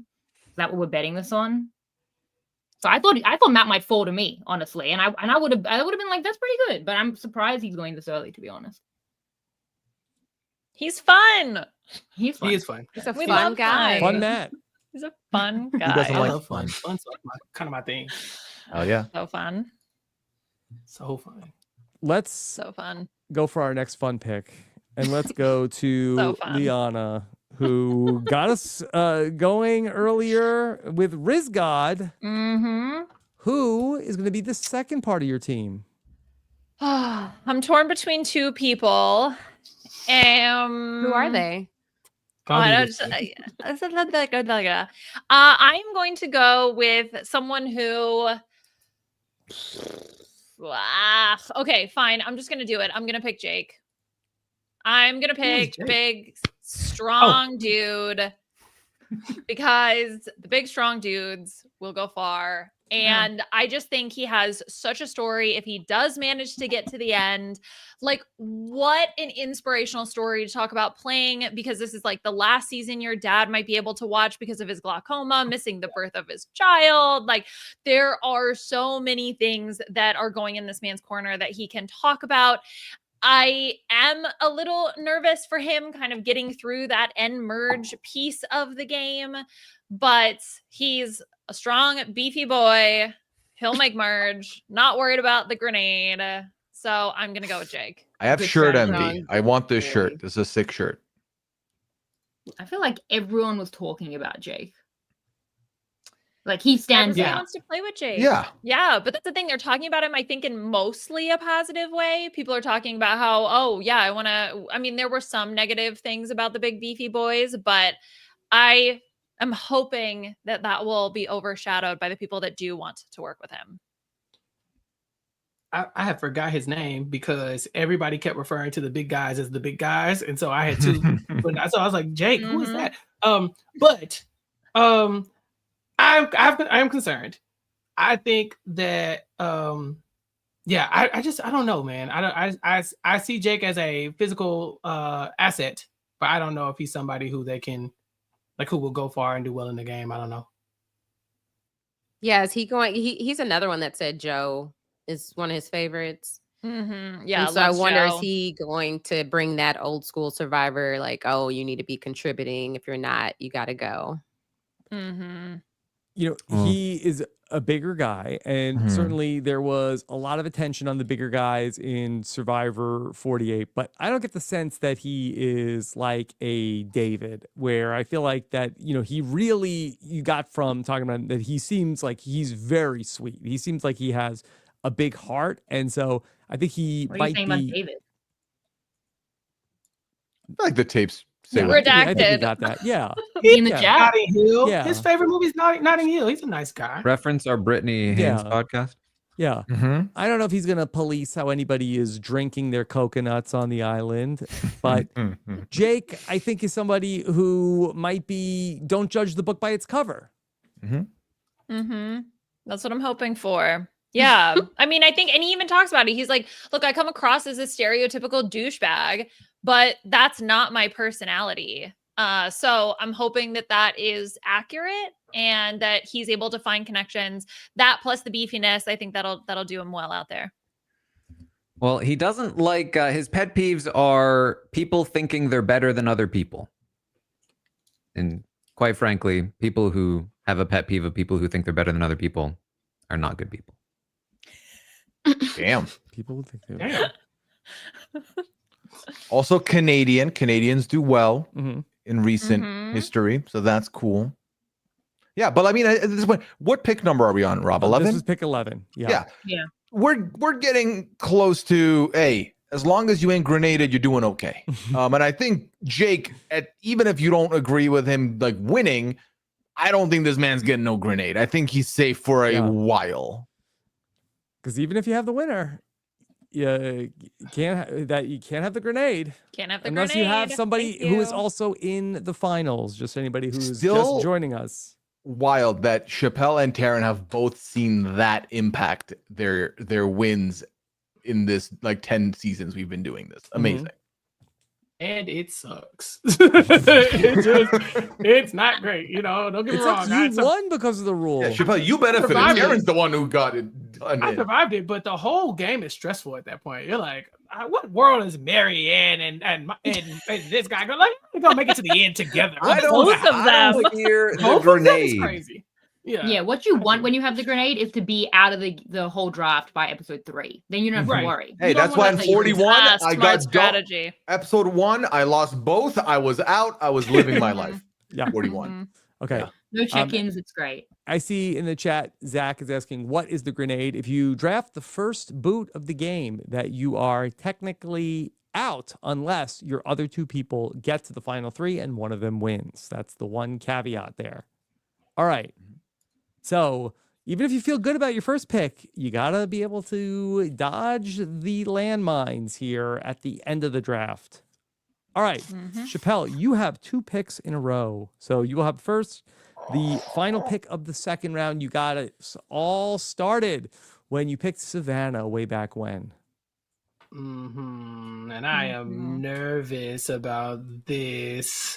Cause like when I tell y'all just picked off my little draft board off like so I'm down here where I'm nervous. Okay. The person I'm gonna pick is very intelligent, or at least they come off very intelligent to me. They are a Survivor fan, have been watching all the way back since Survivor Gabon. I'm gonna go with Jason. Yeah. That Okay. was that was the other That one I was was my deciding next between pick. Chappelle. Yeah. Ooh, okay. I'm glad y'all were like, boo, grenade. No, I was no, like, no, no. he seems great. I think he seems very intelligent. He's also he shouted out Rachel as somebody that he thinks he could play like, and Rachel had some very good moments in Survivor. He seems like a big fan of the show, but also, like I said, he seems very intelligent. Like I would really want to play. If it was me, I would want to play Survivor with him. And so I don't see him being the grenade, but like I said, there were just other people who stood out to me as like more obvious people, like Chappelle picks, obviously. But I felt like this is going to be fun. He seems likable and smart. Kind of like in the same mode of like, or maybe like a diet Christian. And so I'm okay with I'm happy with this pick. Yeah, he was somebody who, this is the 2 people that I was deciding between. Jason was the other person I was thinking about picking. I just think that he also, when he speaks about strategy, like he recognizes the benefit of, I think the move that he talks about is Rachel playing her shot in the dark as a litmus test. He's able to like dig into some of the more nuanced elements of the strategy, which I think is very fun to see him like talk about all of that subtlety. Plus he referenced hitting the nos in the same interview. So you love a guy that lives his life a quarter mile at a time. Like a family. I just wanted to keep the bit going and have a team of all alternates. But I did also really enjoy his interviews, and he doesn't, I mean, because we're nearing the 3rd round territory. Yeah. He doesn't scream grenade to me. And yeah, he's a smart guy. So I feel like as soon as he can figure out like his placement in the tribe, he can navigate that well. Yep. I Yay. agree. Taryn, do you know his pet peeve? I do know his pet peeve. And I gotta say, it's an interesting one. Okay. Okay. Yeah. People who are afraid to be wrong or look silly.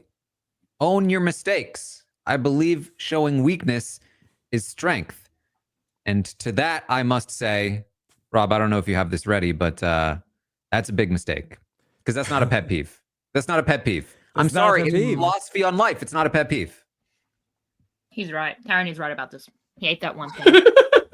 He ate Yeah. that one thing. Sorry, Jason. Just big mistake. Big mistake. Yeah. You shouldn't have done that. Hopefully you can own it. You know what I mean? Mm-hmm. Weakness is strength. Couldn't even own it. Couldn't even own it. Disgusting. Mhm. Yeah. I'm hoping that I'm hoping that he's fine despite his lackluster pet peeve.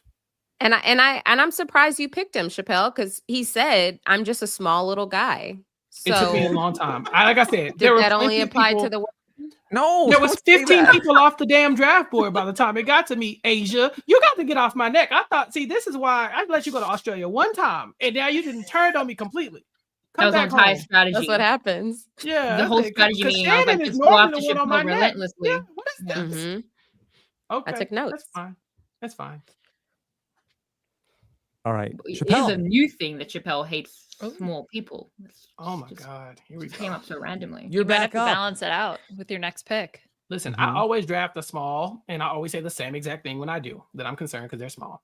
And so I stand by mine. Shannon, that's tough for you, okay? One of Jason's pet peeves. All right. Next up, this is tough because I don't know. I'm very There's so concerned. many I good feel like people left. I feel like there are good people, So but many the good way people. thank you. The way I'm looking at them is like, who is more likely to like kind of come down on like the wrong side of the tribe numbers as the way they interact. And like I could just see so many iterations of like, if they lose, could it be this person? And I really would hate to draft a grenade because like I said, I feel so good about my first pick. And so now I'm like, where do I go? I got a really big red flag from one person, and I just can't do it, but I really want to. Do it. Do the red I How flag. about can't. this? I How can't. about Do it this? right Let now. me Do it, tell the audience Yeah, who's still reset. left. Okay, Please. There's 6 players left to draft. They are Alex, Annie. We have Jeremiah, Nate, Nicole, and Shannon.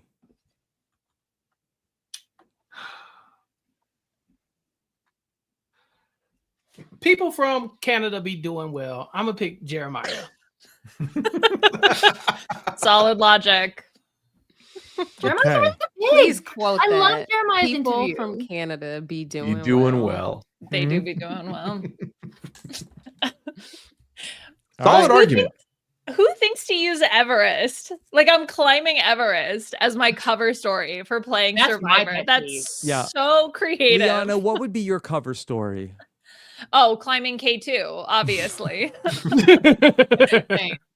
We're going, we got a one-up Jeremiah, obviously. People who climb Everest is my pet peeve. Dang, Mhm. Jeremiah is your pet peeve? Yeah. He didn't climb Wow. Everest. It was a cover story. Keep up, Chappelle. He's on Oh. Survivor. Yeah. He picked it. Chappelle, We're in tell the us what you draft. like about Jeremiah besides that he's from Canada. And they be doing well. His biggest inspiration was Elle Woods. That's kind of cool. Love that. Who doesn't love Elle Woods? But I liked his personality. He seemed very likable. He seemed very fun. I just didn't get a cutthroat vibe off of him. That's what I was looking for. I was looking for, like, again, if I put you in the game, are you going to be able to take out the people who are coming for you? And I think even, I want to say in his interview with Mike, he was talking about what he would vote for on the jury. And I think he said loyalty, and I flinched. Like, I want to say he said loyalty. And just after 48, I just don't want to ever hear the word again. Y'all, I'm sorry.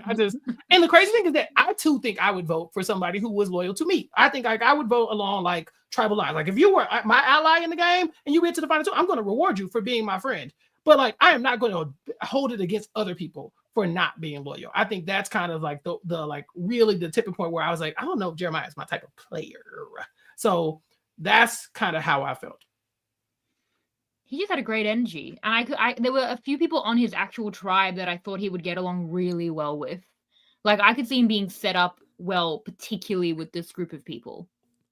Well, he's in a very interesting spot where I believe he's on the tribe with Jake, and Jake does not seem like the type of player that he wants to work with. But him and Jake are the 2 Canadians that are in the cast.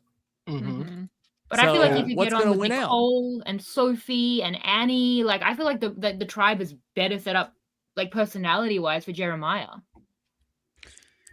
I'm just feeling a bit negative on Jeremiah, a little bit glass half empty. But he likes I just glass feel half like- full, right? That's his thing, right? The glass. Yeah, that's a joke, Chappelle. Oh damn. Sorry, I didn't realize that was a pet peeve. It's not. It's not a pet peeve. Bad What- pet peeves. What is the pet peeve, Taryn? He doesn't like Negativity is a pet Knock peeve it of off. his. Yeah. Yeah, knock Half it off. mindset. People who can't laugh at themselves and people who only talk about themselves. Taryn, question: have you watched Legally Blonde? Through osmosis. Oh my No. God, Taryn. Oh, just like Oh Mean my Girls? God. He hasn't No, watched Mean no. Girls. He hasn't watched seen Mean Legally Girls. Blonde. He hasn't Yeah. seen Legally Blonde or he Mean Girls. hasn't. You haven't watched Listen, Mean Girls? Hey, listen, what is this? The Letterboxd podcast? Get off Taryn's Yeah. neck. Every No, I'm podcast is like, sorry. hey, Taryn, did you watch this movie? You didn't get Mean them off my Girls neck is when they was on my neck, Rob. Hey, No. Taryn, maybe you should add that into the shopping cart Rob left at the parking lot. Yeah, you should see DVD my... of Mean Girls. At Blockbuster, I always return the shopping cart. I was like 9 and 12 when these movies came out. What do you want from me? I was busy Everyone was. watching They like go away after you Old turn Boy. 13. Yeah, we're You the can same still watch age. them. Yeah, like that's millennial core. Like that's Yeah, but I was a hipster at that time and I only watched He was. Korean films. Like what do you want from me? or like K-pop. I'm sure they have a Korean dub version if you're still interested. I'm gonna find it right now. Karen, I need you to go watch Mean Girls. Then I need you to go watch the Mean Girls musical. Then I need you to watch Mean Girls again. Then I need you to come back to me and tell me why Mean Girls is better than the Mean Girls Just watch the musical. 2004 movie Yeah. and you're fine. Ooh, or you can Yeah. watch the Legally Blonde musical Or and the watch Legally Blonde, reality yeah. show, The Search for the Next Elle Woods. Ooh. Yeah. Then you will get Ashley's preparation for Big Brother. You'll get a. It's all time full for the deep circle. dive, Full Terry, circle. please. Okay. Yeah. Mhm. All right. We're going to go back to Liana for pick Mhm. number 14. Only 5 picks are left. Yes. So I can't decide if I'm surprised that this person is still left on the undrafted. I really, really enjoyed listening to his interview. It is the MCU's only Nate Yeah. Moore. Oh, Give me Yeah. more. Yes. Give me No. more. He fell very far in this Hmm. draft. it's Surprising. criminal that he I'm- fell this far. Yeah, So- Liana, what is it? Yeah, I'll tell you what I think it is. I think it's because of the tribe makeup that he's on. I think I can see him and Jawan bonding, right? We got a lot of superhero references going on there, but are they the two that are on the outs? And the other 4 come together and create a majority, right? Is that the Mhm. concern? Is it because of his age? He is one of the older contestants on the season. Is that a potential reason? Is it because he's too successful, right? Like, I think that there are a number of little reasons that you can look to as to why he may have fallen a little bit further, but I'm happy to hear from the rest of the panel as to why they didn't pick him, because I'm really excited about Yeah. him. on Taryn, this do you think he ever believe- talked Big Brother with James Gunn? Maybe. But I know the answer to this. I'm the most relevant person to come to on Nate because I know Okay. exactly why people are not high on Have you Nate. seen a Marvel Why? movie ever? Let's Is hear that it. His why? pet peeve: Ah, Swifties. Ooh, Nate, Shannon of a nasty, great Nate. quiz. That's crazy. Shannon's been telling everybody how they're her personal pet peeve, and now she's somebody's personal pet peeve. I mean, I'm a lot of these people's personal. That happens every time. Like I'm a lot of people's pet peeve. he calls you out um, by name. Swifties in parentheses. Just kidding. Oh, well, oh. It Okay. wasn't a joke. Mhm. Well, that changes everything. Why say it? If you're just, LOL, if JK is anything, not- the just kidding made it worse for me. It's a soft launch. It's a soft launch. Like, It's Did like, he- yeah, did so he you just give a want to real see the response. Maybe Yeah. he's Feeling like kidding. He's Jason, kidding. unless What you're gonna did do he it. give a real pet peeve? His actual pet peeve? After that, His other pet peeves were people who manage up and treat those in lower status in a given situation poorly, people who avoid confrontation, Swifties, just kidding. okay. Shannon called us a Priya, recap bitches. Swifties, knock it off. Priya, message Nate and ask him if he actually hates Swifties. yes. All right, I'm on it. Thanks, Booyah. Okay, because Mhm. that's Or gonna should I just take- message Steven and be like, by the way, while I'm here, Yeah, Yeah, Nate's temperature yeah. on Swifties? Spoil Yeah. it. We don't want to know Yes. if they've Yeah. talked I about think it. Nate from the MCU has about as much of an opportunity to respond to Puya's message as Asia's Steven. castmate. John Lovett. You He's know, been yeah, great. exactly. This changes a lot. This is upsetting news. I don't know. Well, I loved Nate, but he doesn't love me. So I'm just. He well, said might love him that much. just kidding. kidding. Kidding. It's a joke. just Like, oh, kidding. people will Joke. get mad. Yeah, it's like Shannon if I said, "Oh, you're super annoying." Just kidding. Just kidding. People do that. Yeah, I don't, kind of they're doesn't take just the sting kidding. away that much, does it? It kind of still feels like you're calling me annoying. I think it's a joke because he's a Swiftie. Oh Like, no, that man's not a Yes. Swiftie. No, Yes. Oh. no. Wow. Not sure about that. I mean, No. this is He was worse. so he was lower for me only because he comes off very he comes off very successful. And I think Right. and I don't know if he's gonna go in and be like, oh, this is my real occupation, and kind of like be able to relate to Jawan in that way. Or is he going to try to play it off as something else, which I don't think will be, I think it'd be very difficult for him to, unless he's just, a great actor. Like he can become an actor and just be like, hey, I'm cool, I'm not a producer. I don't know. He reads successful. Mm-hmm. So he talks about in his strength that part of his management style is to hear what everybody is saying, to synthesize that information, hear out everybody's opinions. So I'm hoping the fact that he has more of that style of leadership will help overcome that. Because I do hear what you're saying, Asia. He does just have such confidence that he can come across potentially as a domineering leader, but he also loves Australian Survivor. So Yeah, he loves Australian He Survivor. Huge. Yeah. he talked about Ferris, Kirby. We love to He hear named it. our So did name Jawan. faves. He named So the did faves. They Jawan. named the I sent it faves. to Ferris. I'm like, these are the first 2 interviews, and they're both talking about I you. know. Jawan and Nate is like a match made in heaven. I like them both, I thought. I was very high on Nate for like any of my picks. It is a bit of an age outlier and a success outlier, as we've said, but he just is so likable. He has like such a good head on his shoulders. I mean, he's like way too good for all of this, But which Swifties? Because some of the Swifties are annoying. Well, Probably not. which Yeah, one? those Wow. ones is probably what he's Okay. thinking. Then Only just some- kidding. oh, which Whoa. Swifties Because are they're not- like Flip and that's ship the it. Survivor fans. Like which Survivor fans? Because like many, yes. So think some of we it. all know So which is your Swifties he's argument, talking Shannon, about. not all Swifties? Is that what you're saying? Hashtag. Yeah. Not all Not all Swifties. Swifties. Swifties are at war. Like the Swift, like that's I look at that community from afar and I think that's toxic, and then I Come go on, right Rob. back to my Survivor community on my high Come on. horse. A Come on, civil Rob. war? Right, please. That was good. Yeah. Who was the person who Right. said who asked Mike what kryptonite was? I know it's not Marvel, but I was I like, believe it was he's not Nate. Jeremiah. It was Right, okay. Jeremiah. He goes, "What is that?" I was Okay. like, "Oh no." Yeah. To be fair, that's DC. Maybe he's Yeah, why? very I don't know why Marvel people loyal. are so mad about that. It's just very Yeah, confusing. That's like all. not having seen Mean Girls. Like that's crazy to me. But Jawan is gonna die when he like finds out about Nate, and that is great. And I love them. And I don't think that they will be outliers because we've also not picked someone on this tribe yet. And I think that person is more the outlier of this tribe. So I think Jawan Oh. and Nate are good to go. Yeah, that's fair. Okay. I'm right. concerned about Nate turning on Jawan. I feel like Why? he gives like. Oh no. I said I'm concerned. Yeah, when I said earlier, I said I have a concern about Jawan. It's Nate. I don't trust him. He's too in control. I feel like I feel like Jawan might give a head nod to a Swiftie every now and then. He might be Swiftie adjacent like myself. I just don't. Maybe. I feel Yeah, like maybe, yeah. I feel like Jawan is less likely to throw Nate under the bus than Nate is Nate to Jawan. I feel like if Oh, yeah. if it comes down to Yeah. it, Nate is like take him, Yeah. and Jawan will Yeah, go yeah, to yeah. that for him. Because if Jawan is picking between winning the game and turning on Nate, he should I'm talking about the if he early needs to stages. turn on Nate to win, he should not turn on Nate. Nate can give him the keys to like his dream job. He's a video editor That's who's if he obsessed knows. with superheroes. That's like if he knows. What I'm saying is if they don't know, I could definitely see Nate being the type to come down and be like, nope, you can have him. And I really want Jawan to be able to do well. So I'm like hoping that they can lock in. Mm-hmm. yes, I thought that too. But, Okay. Sure you did. Let's go back to Taryn. There are 4 picks left. Yes, there are 4 picks left. And there is a choice I could make here. Yes. Last season I went against some of my pet peeve strategy to go for a theme, and it did not work out for me.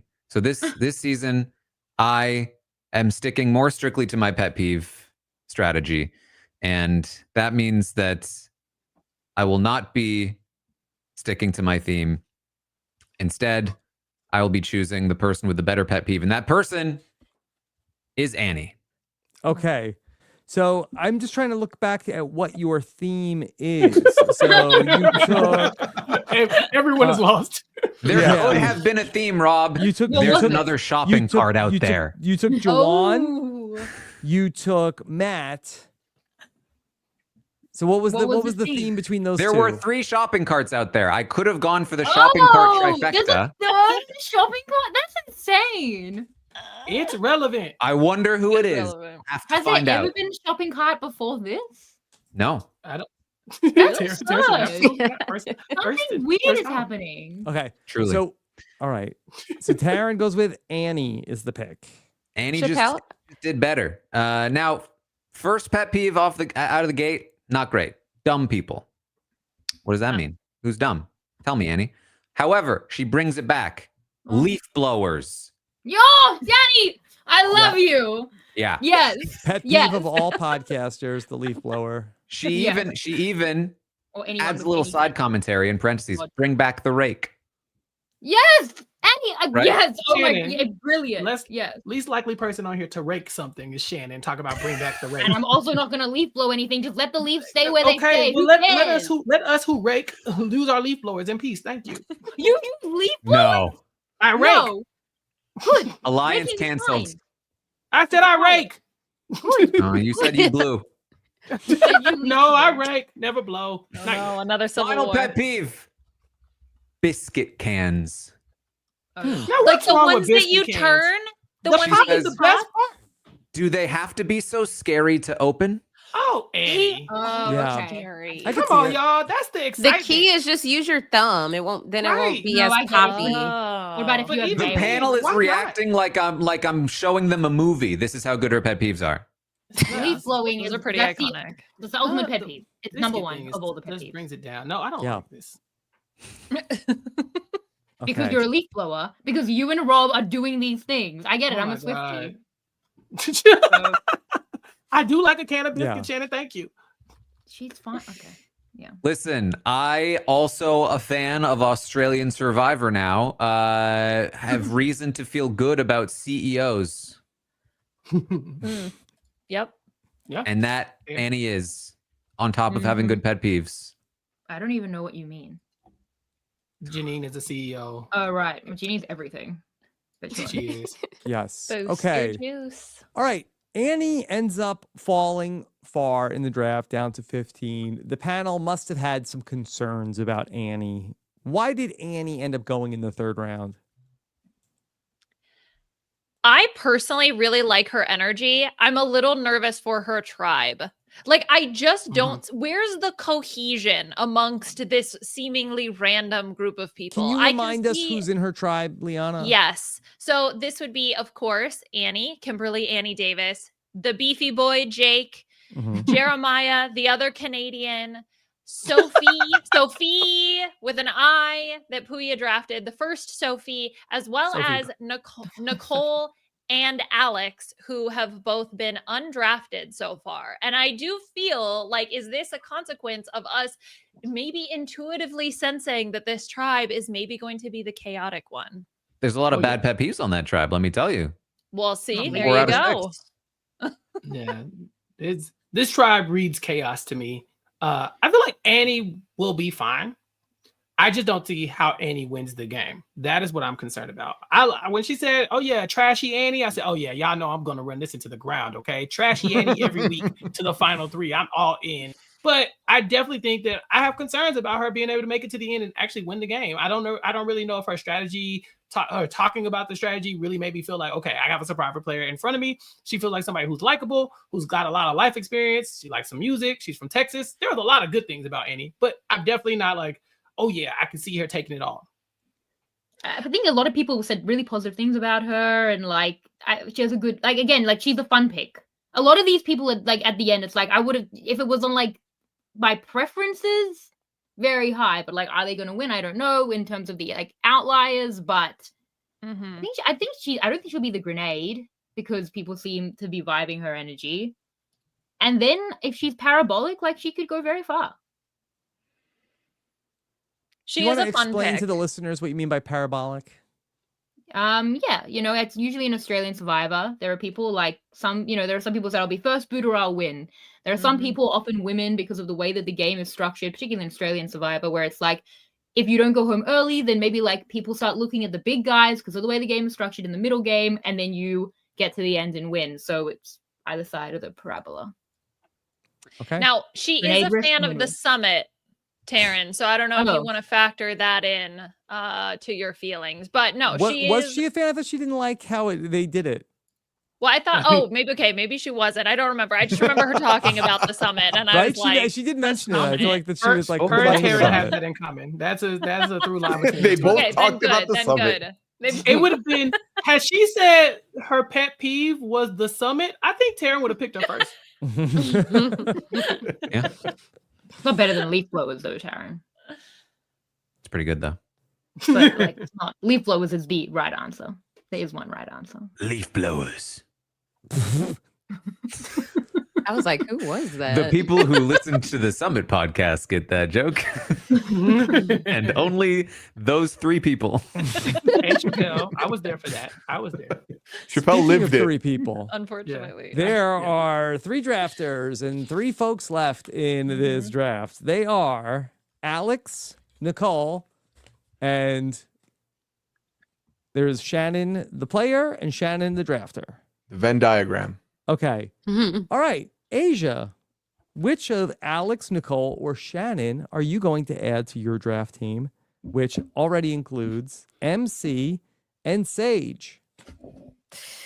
Well, since we are in do not pick the grenade territory, I know I very well could be picking the grenade. So it really comes down to who's the least of the grenade.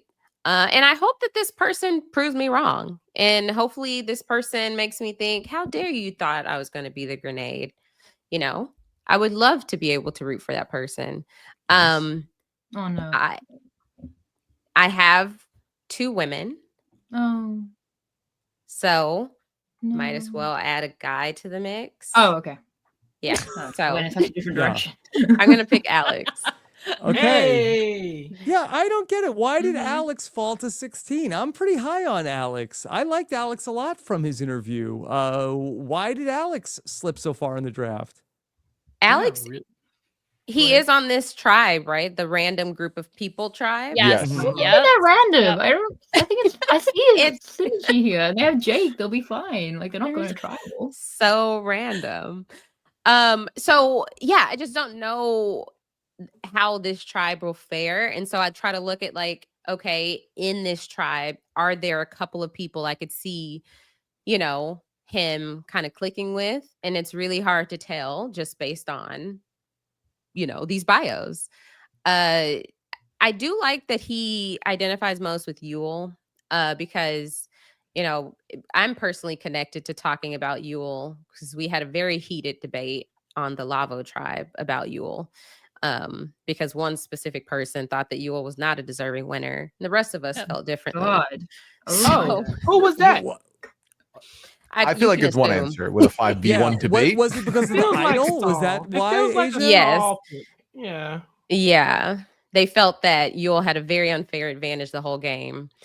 No, I actually just had this conversation with Chappelle on a podcast, and Chappelle was on the wrong. But I was his not side. bashing Yule. Yeah, You were. It was adjacent. I wasn't.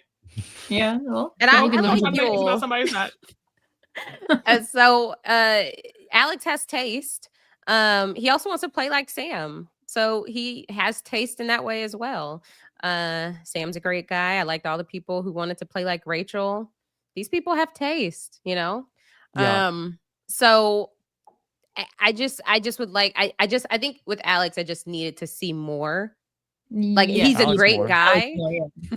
great personality. Is just like it matters so much who you are paired with. Shannon, you seemed very happy when Asia said that she was picking Alex. Was it because that you have somebody of either Nicole or Shannon that you have your eyes on, or you did not want Alex? No, it's not about Alex. I think Alex is a really sensible pick, and I thought Asia's like there's of the 3 people, there was someone who I thought was really like a sensible pick, which was Alex, who I think is not the grenade, who's like really solid. Like I don't know that I got like winner vibes, but I felt like he's a really solid pick. But then I thought either Asia will leave him to me and I'll take the sensible pick, or Asia will leave me the person who I really want, who's the fun pick. And Asia made that choice for me, and it is what my heart wanted. So it's not about Alex. I think Alex is maybe even a better pick than the person I'm going to pick. But I just wanted my fun pick. Yeah. I think Alex I think Alex being Okay. at this low in the draft doesn't make much sense to me. I think he dropped too low. So I think He it mentioned speaks- the margarita curse. Like, I think it speaks I love less that. to Alex and more to the cast. Like, I Yeah. think it's a Mhm. very strong cast full Mhm. of personalities. Like, if you had put Alex on some other random season, he could have been one of the first 5 picks. But it's just Mhm. like on this cast and with the tribe makeups, I think that's the only reason. Because I know Alex there's is some definitely my top concern half. about potentially Alex looking for a showmance. Did that hold anybody back? I didn't hear that. Was that in the mic interview? I think that I don't remember where it was, but no, it wasn't a bunch in the mic interview, but his boss pretty much told him to go out there and get a wife. So, Mhm. Oh. but he did It's talk the about like opposite of being what Matt's. he did talk Zach. about one of his weaknesses was that he's a softie, he's also single, and he would be going for the girl. So Oh. there are some red flags there for that. But I do think in terms of like at least initial bonds on his tribe, he does like Annie, so that's good. He likes the gym tan laundry guy, which I believe is Jake, who's also on his tribe. So if those feelings are reciprocated, then that gives him, potentially a group of 3 to start with. I like Alex. I just go ahead. No, go ahead, Taryn. Go ahead. I want to hear the pet peeve. Oh, well, obviously I have some very important pet peeves to talk about. He doesn't like it when people would rather Uber than walk 10 minutes. That's me again. Damn it, they keep getting me. Mhm. See, I don't like what's the issue here? I mean, I'm a walker, but like why poo-poo the person who wants to Uber? Right. I guess maybe Unless like the environment. Save money, Probably. the environment. It's probably about the Laziness. same I amount can of imagine time. it's the laziness. environmental cost of the. I mean, that Uber is ride. really wasteful. Like It is. Unless it's just in a group, like you're And out I'm with paying into it. friends. But like 10-minute walk is waiting for the Uber for 10 minutes. And I don't want to be able Yeah. to. Yeah. So, I think people it's like, like- hey, come on, let's go. Come on, what are we gonna wait around for the Uber? We just walk. It's right there. yeah, I like the walk. I'm the walk guy. What if That's it's true. really hot or really cold? Yeah, he's sometimes not the weather doing don't permit. I mean, those are Yeah. outliers. You know what I'm saying? But I'm talking about in general. If you're Chappelle, like the need, you talk about how it's too cold in September in New York. Like you it say do be that too cold in September. What do you mean? It's freezing. I don't even. No, Puya. Like, no, stop. Don't even say that. Now he does bring this back, and I almost picked him because his other pet peeve, blocking a grocery store aisle with your shopping cart.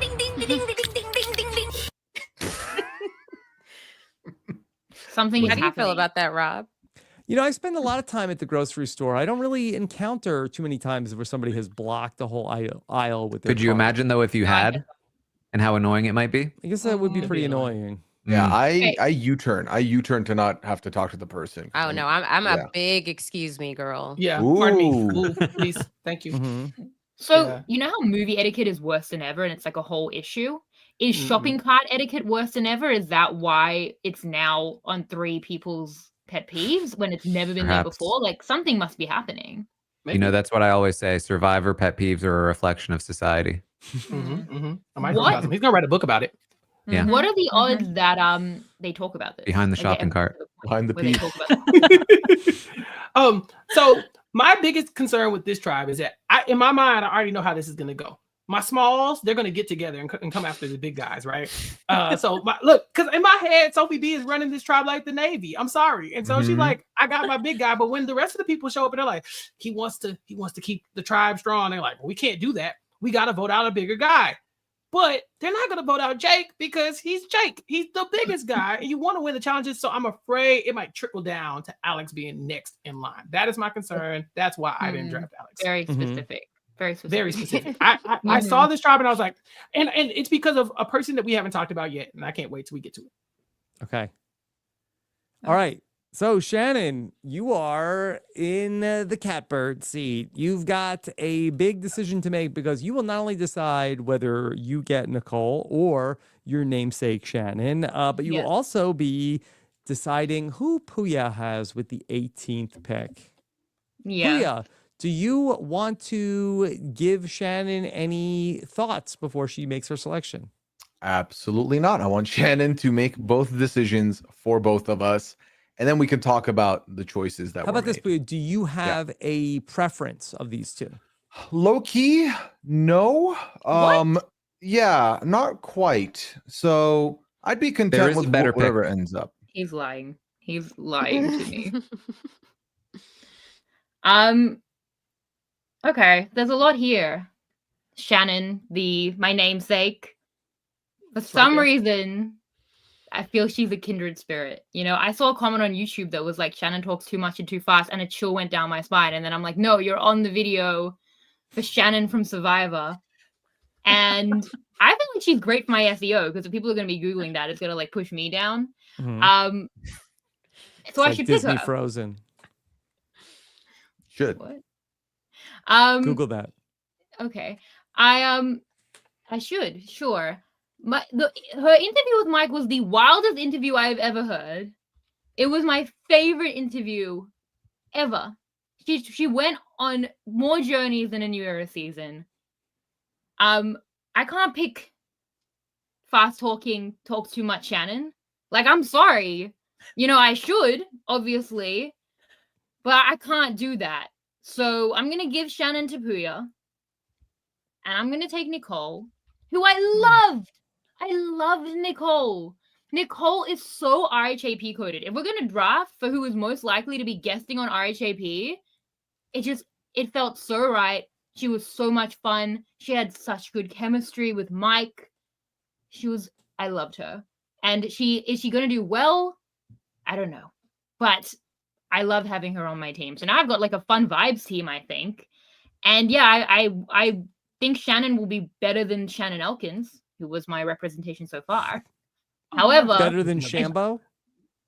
Well- TBD.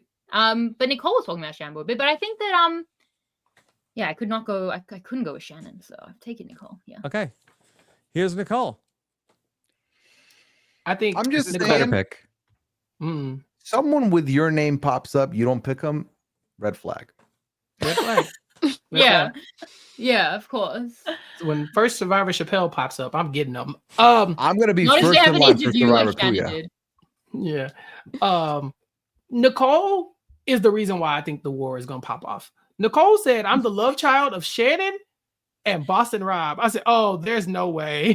There's no way Nicole isn't like, I'm in control. I'm taking this over. I'm not gonna let this Jake guy take over. And so I am concerned. I am concerned because I like Survivor when the people pick their sides and go to war, but it rarely works out for the general these days, you know. And I'm like, Nicole, I feel like she's gonna be leading the charge. She's gonna be too far out in front, and I am very concerned about Nicole. I don't think Nicole is the grenade by any stretch of the imagination, but I just think if you are playing a controlling game that has a little bit of Shambo in it, I just don't know if that's accurate how you're going to win the game. But it's not like that. I don't know that plays out. Like, for me, the thing is just what a great, like, how natural her conversation was with Mike. Like, she's such a good time. She was fun. I loved her. Yeah. She was fun. Smart, Yeah. funny, definitely. I think has a lot going for her. I do see some of Chappelle's concerns, which is why I didn't draft Nicole. I think that hopefully if she can take advantage of kind of that, like, I'm unassuming and not jump in to start the war, then I think that will be more beneficial for her. She had 3 bad pet peeves. Oh. All 3 are bad? But one very good one. She had 4 total. So one was Sweet. bad company. Ooh. Okay. Okay. Okay. The West Coast. Why? The whole Entitlements. Mm. Yeah. Bad pet peeves. However, there's one very good one. A bagel that goes untoasted. So like bread? No, an untoasted bagel. If the bagel fresh, you don't need to toast it though. Yeah. I agree with Oh you. God. I agree with you. Oh God. Fresh bagel. No. I agree. Nothing wrong No. with the bread. The bagel must be toasted. As the person who worked at a bagel place for 5 years, I feel like I'm the bagel authority expert. on this. Oh, wow. Yeah. Mm, Absolutely. she owns her own bagel place. Well, who am I to judge? No, Nicole my hands are does. tied. You gonna argue with Justin about pizza? I think not. I like the pet peeve about the West Coast. I could just dislike a place. I'm not saying I dislike the West Coast, but I could see that like as a But pet aren't we all peeve. going to the West Coast soon? Don't we Yeah, all but have you Here's, gotta here's like the it. thing. Here, listen. I'm okay with the West Coast as a pet peeve, but you got to give me the reason. Oh, okay. You can't Okay, just blanket say the West Coast unless it's readily apparent. And let me tell you, the readily apparent answer probably not the one she wants. Good to know. Good to know. Hmm. Yeah, because my pet peeve is cold. That is all. There's no explanation. It doesn't get any deeper than that. It is cold. It's not. Yeah. How do you think cold is? It's whatever I feel like cold is that day. Cold. I think Nicole's a rather red flag for Nicole is that she says she can be impulsive. That always makes me a little bit nervous on Survivor. Just wanted to throw that out there. It's fine. I- People say I'm things telling all you. the time. Yeah, but I'm telling you, like that impulse control, the lack thereof, and the idea that like I feel like Nicole, like I said, I think she wants control of the tribe, and I think that impulse is gonna kick in, and she's gonna be like, "Nah, I'm about to take over this." Shannon, maybe a little bit Kirby-esque, where Oh my Kirby's kind god, of like, totally. I'll take it. yeah, but that's the high point, right? It's Kirby, but at the same Yes, time, it's I'll like I'm take it. very concerned about Kirby. In every given round, we're like, No, that's fine. okay, this didn't work, but Be for Kirby. Kirby, it will. I don't know if Nicole got that Kirby. Yeah. Can we reset? What's the tribe that Nicole's on? The random Blue tribe, tribe. the Yeah. Kelly tribe. She's The blue gonna tribe. get on with Jeremiah. She's gonna get on with Annie. Like she's got a good group of people here. They are Right. going to revolt. This lady's going to Yes. lead the tribe with an iron They're fist. gonna love her. Are they just the random tribe because Annie's on the tribe? Are we being? Random why are they Annie? the random tribe? Don't they just Yes. feel more random? Yeah. And I don't know that they're going to she's getting grenaded because they have Jake from a challenge perspective. But Mhm. it feels like they only have Jake. No, not true. I don't It think feels so. like it. Which, I Sophie mean, feels you know, strong. Jonathan dragged some other people through, Yeah. so you never know. 100%. Yeah. I think that they're gonna love her because I loved her. Like she was one of my favorite interviews. Yeah. Like, I think I might have got my two favorite interviews. Oh, I loved a lot of them, but Christina and Nicole really stuck out to me of just like, and if that's what Survivor is, of just liking people, which it's not, it's way Right. more than that. We talk about it all the time, but Mhm. like, if that's what it is. I've got a great draft team. I love my team. I don't care how they do. It's not about how they do. It's about how I feel, and I feel great. Is Yeah, Shannon's she's- team toasted or not? What do you think? It depends on is toasted a good thing or a Yes. bad thing. Yeah. Well, according to Nicole. Yeah. Mhm. I did learn on Instagram that Nicole is a fan of cider, and I too love cider. Yes, So famously Asia. yes, Asia was in Australia. He bought cider. I couldn't drink it, but I was there. yeah. Ain't it like Good just story. apple Good juice? story. No, it's alcoholic. Yeah. Kinda. Alcoholic. No. I couldn't have that, Chappelle. I mean, Okay, Chappelle, next time we're together, I'm gonna give you some cider and watch what happens. Ooh. Okay. Yes. Oh, Asia. Deal. You should buy me 6 of them to watch what happens, Asia. Since you're offering, buy 12 of them. Really punish me. Buy him things. All right, let's go to Puya with the 18th and final pick of the draft. And Puya, you get Shannon. Yay. Shannon being the last pick. What is this? Us setting the draft order? Very often. Yeah. Shannon, why would you do this? Why wouldn't you pick your namesake? It's surprising to me because let me tell you, Yes. I will be. You put her on my team. I'm going to be rooting for this Shannon so hard. A fellow podcaster in the podcast space. She is going to become known as the Survivor Shannon moving forward. Yeah. Don't you see what she's done, Puya? She's made you root for Shannon. Yeah. Yeah. This is true. Yeah. But then the joke's not on me. The joke's on Shannon when this Shannon is the more known Shannon in the Survivor space. That's fine. She's yeah, playing it's the not game. fun, Shannon. I'm happy to be the Shannon that sucks, and if this Shannon wants to prove me, I've not Ugh, played that's the a game. good argument to make with this. Yep. I forgot about that part. Let I, it happen. Listen, Let it it's happen. fine. I told you. I think it's better for my SEO. I agree, but I have a problem with Shannon. Uh-oh. Why? What? Oh, No. right. Which one? Her pet peeves are when she has pet peeves. How dare you? Do pet How peeves dare come you? and go? What does that mean? Doesn't even What? make Right. Do they come and go, or is it You just can't like have a pet peeve that is pet peeves. It ruins Wait. the integrity of pet peeves. Are you telling me that Shannon didn't properly answer this question? Because that's shocking. No, she did actually give some good ones afterward, but still, how dare she? Well, let's focus on the good then. Yeah, what Why did not? was Okay, she had some bad ones, but she did have one good one. Okay. Being able to hear muffled TV when trying to sleep. That's why you But don't turn the TV wait, on in your So room. turn it off. Off? Yeah. That's you're cohabitating That's with somebody. completely avoidable. But you Does can it just have tell to them Maybe to it's be stop. like muffled? when someone else is living there. Maybe that's Well, what it's like it you is, can't right? hear it well enough, so it's annoying, you know? Maybe It's it's like, the neighbors. Hmm. oh, that's bad. Yeah. Okay. Yeah. I'm nosy too. If I hear your TV, Kids I'm be staying doing up. that I need to see what too. you're watching. I'm gonna be in your business. If I can hear your TV even a little bit, you're right. This is a good one. Go, Shannon.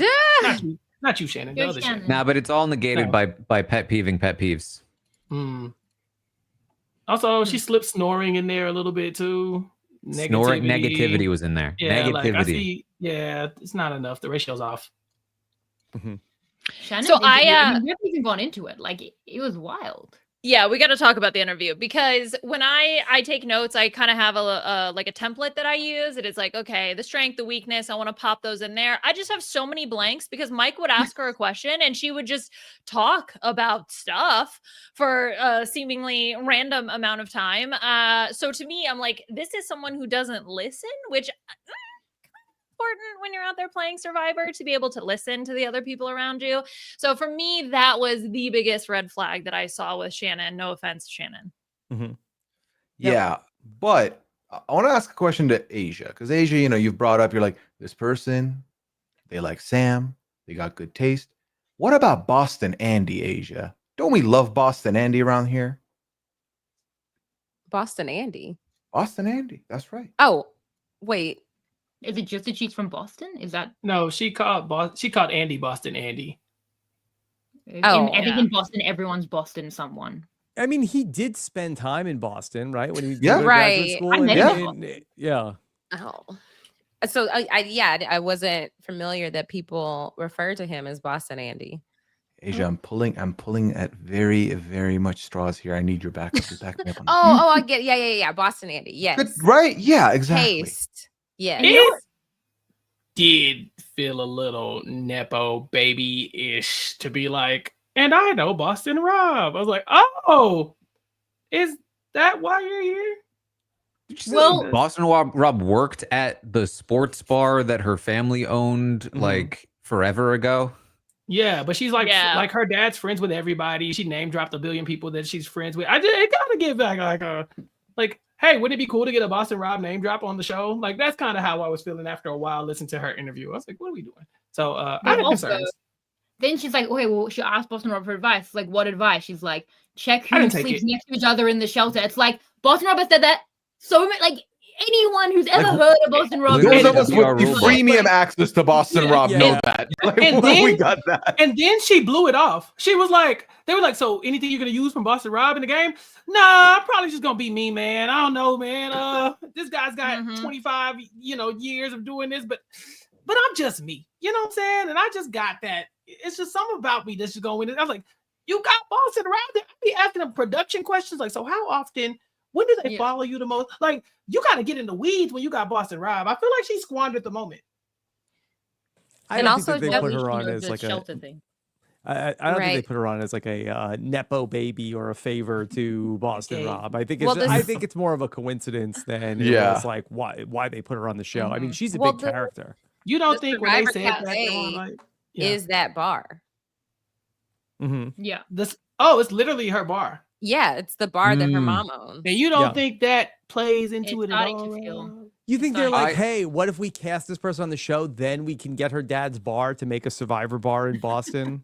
And name drop Boston long Rob. con. Yeah, there's a lot of layers, Rob. I'm just saying. Mhm. I really loved she had a part in her bio that I thought was great, which is that she was explaining what her hobbies were. And one of her hobbies is listening to bangers.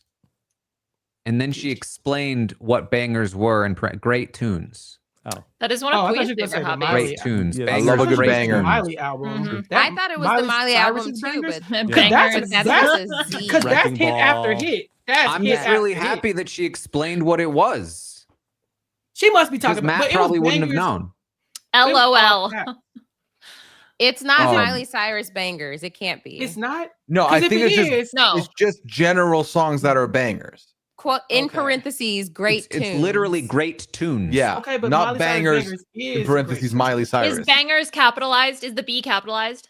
The whole It's thing. all was The caps. whole capitalized Is it word with is, a but Z? Miley's bangers ends but with look. a Z. Yeah, Oh yeah, exactly. Yes, Miley's exactly. bangers is Z. So it was an S.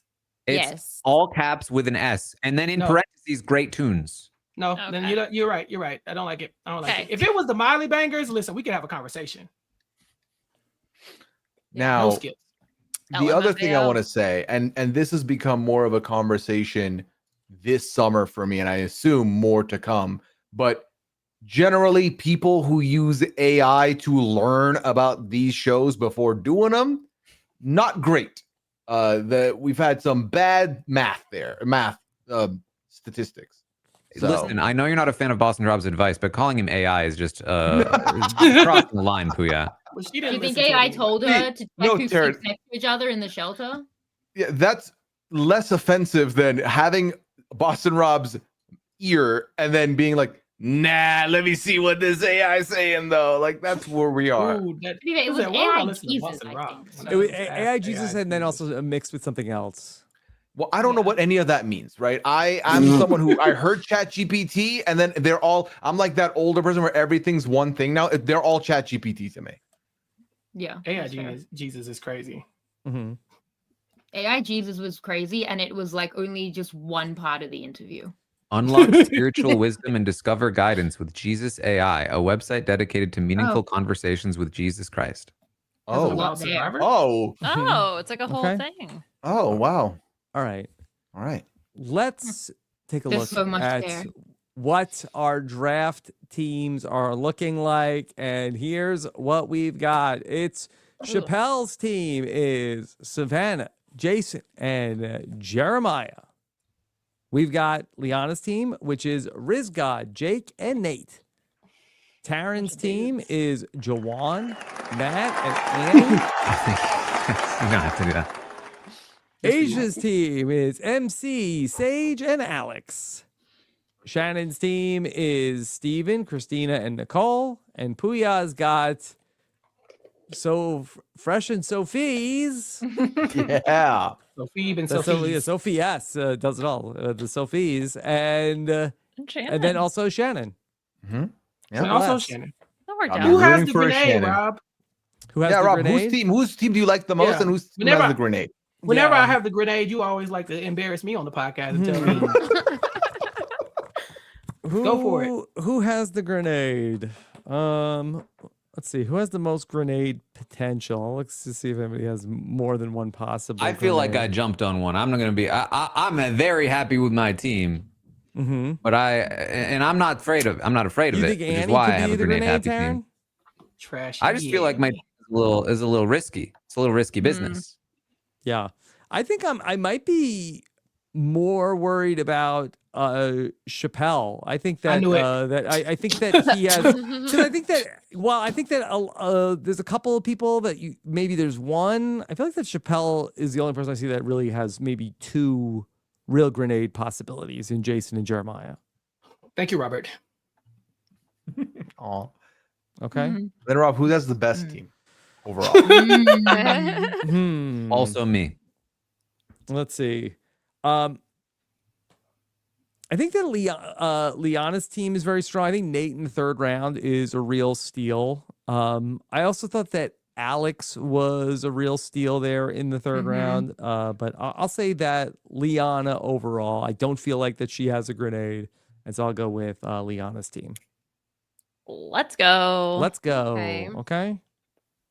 Oh, Ooh. Sari. Jeez. All right. So is there any other draft business to take care of tonight? No. Yes. Just Oh. a heads up to people, the winner of the 49 draft will not be making the draft order for 50.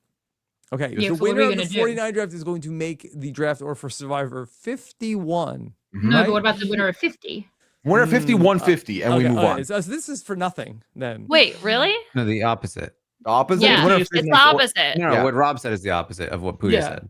Yes. And Puya's Who correct. is Rob who making is stuff up. deciding the draft order for 51? The The winner, winner of this is 50. deciding So the the draft winner order. of just 50. for, No, just not for, 50. for lols? Nobody. No, the winner 50 for, 50 for the loss. Canonically, in the order of setting draft orders, I thought we decided this was random. So then it was random. So the winner of 50 sets the 51 order. Should That 50 does only make be more random sense to because this me. was random? 50 will have been the most Yeah. recent season. Nobody's Yeah. Yeah, gonna and it's- remember Prior to this draft 51. in a year. You know what? That is also We did correct. just talk about how we're not going to draft him for you. I think I'm fine with that. This is a episode of its own. Then from 50 on, This should the be orders. for lulls. Yeah. Why would Oh, this is 49 be for the completely loss and not irrelevant. 50? Oh, Chappelle in really the pushing words of back. Matt, this is the Lamau version of the Mm-hmm. draft. This is the Lamau. Okay. Yeah. Well, Rob said I got the grenade anyway, so I ain't got nothing to worry about. what a fun way to learn that this is worth nothing. All right. I mean, we'll So- still get a cameo, right? I mean, a But win is a when we win. You get a Get it. cameo, Yeah. sure. Do you get it? When Do I you work get out a let's cameo? go for a year. We'll Just record a get new paid. intro for the Survivor 50 draft with the Perfect. winner with a cameo from the winner of the 49 draft. Oh, okay, that's so fun. Okay. I might be a little busy, but we'll try and make it work. All right. Let me tell you about it. This is going to be a crazy week coming up here on RHAP. And of course, over the weekend, we played, let me try this again. Okay, RHAP Mafia, which was such a great event. You can go ahead and watch the full version of it. It was a real spectacle. Thanks to all the reality stars who came out to play. Puya and I had a lot of fun going through everything from reality Mafia. And of course, our live shows for this fall, we are going to be in New York City on October 8th and in San Francisco on November 5th. Some tickets are still available at robinswebsite.com/events. Then on Tuesday night, I'll be doing another stream along watching Pluto TV. If you want to join me for that, that's going to be at 8 p.m. Eastern coming up on Tuesday. And then, of course, we've got a full week of Survivor coming up, plus The Amazing Race, still all of Big Brother. Make sure you're subscribed to all the podcasts and right here on RHAP on YouTube. Chappelle. I have a question. Yes. What about, okay, because I don't like that this is for nothing. What if you got a grenade pass if you win this? And then the next time we do it, if you get the grenade, it doesn't affect you. You're still fine. You can still be in the draft. I want this to be But something. only the winner. Yeah. Only the That's winner. way Grenade more valuable nullifier than for the picking winner of the draft order. draft. I like that. That's, For that's a Okay bigger. with that. I feel like that's a bigger advantage than the draft order. Yeah, it's way Okay, more then valuable switch than 'em. picking the draft Let's order. switch them. I just think it's cool to have something. If I don't like that it's for nothing. So you I think think we that can the discuss it. Survivor 50 It's- winner should get a grenade pass? For Okay. 51. and And just then the 51. 49 It's- winner no. sets the order of 51. So Taryn's like, no. It's massive, but it might be worth it because 50 is so special. It's massive. Mhm. Is 50 not massive? Mm, yeah. And there's 6 of us. Let's run a vote, and then if majority Taryn, in what's favor, then wrong we with move it? on. Listen, if you guys want it, I'm not gonna What would you do, Taryn? fight it. I think it's fine You to want just us leave to it do as for is. nothing? Nothing is so boring. I think a grenade pass is very powerful, but listen, we're good. We can do a It's grenade 50. pass. I feel like it's time. Let 50 have some. 50 is massive. Chappelle needs this, Taryn. You know how many It's for grenades this 50. man has I'm had? not So- I don't even remember who I so- drafted. So this draft is to decide the 51 draft order, and the Survivor 50 is for the grenade pass. No, I think Yeah. it's the opposite, isn't no, it? no, no, No. that's it because 50 They is said bigger. this was too big for 49. Yeah. What is no. it? This is the grenade pass 450. 51. No, the winner of 50 has the grenade pass for 51. Yo, Yeah, why the winner not of that then? Why 49. not just make this be the grenade pass for 50? The draft we've Yeah, that's what I thought already. you were saying. Yeah, I think that makes sense. No, that's that's way already too done, massive though. for this. You'd have a grenade We were pass doing just in so a good. random 49 Yeah. draft. That was also Rob, you were landing the randomly- plane. We derailed it. No, I think what Chappelle said is actually right. For once, that yeah, this will be deciding the my draft alliance. order, which a regular draft should do, and then Mhm. 50 can have this like massive 50 prize. could be the grenade pass. grenade. Okay. Yeah. All right. Thank you, Agreed. Rachel. Thank you, Shannon. All right. There you go. Bestie All right. slash alliance. Let's real quick. Let's hear what everybody else has coming up. Chappelle, what's coming up for you? I'm on And recap we're kickback. Yeah. Yeah. talking about Beauty in Black with Tyler Perry, and talking about Flavor of Love season 2 with Chantel. She just found out what a safari was. Now she keeps saying, "Don't hit me with flowers." It's crazy. And so check that out live on YouTube, youtube.com/@recapkickback. And then on Monday, Chappelle and I are going to be doing the slop over on Patreon. We're going to be talking about everything, all the nonsense going on here in the last week of Big Brother. And we have a little bit of an announcement that some people may not like, but other people may love, is that Club Condo is going to be following the slop. And we're going to get very sloppy on Club Condo this season on Patreon. Ooh. Yeah, we're putting it About to get behind the filthy. paywall because this time, Big Brother got a little sloppy, and so we suspect the Survivor season might get a little sloppy too. And so we're gonna put Club Condo back behind it, so Jeff got to pay to hear it. All right, because the best clubs that you gotta come with charge. You gotta get in. You gotta And get in. you gotta be in Yeah. dress code too. You gotta be on Like, the you don't list. Come in with them shoes on that you be wearing. Yeah, If it's you want to get into Club Condo. You gotta Okay. be on the list. All right, Liana, what's coming up for you?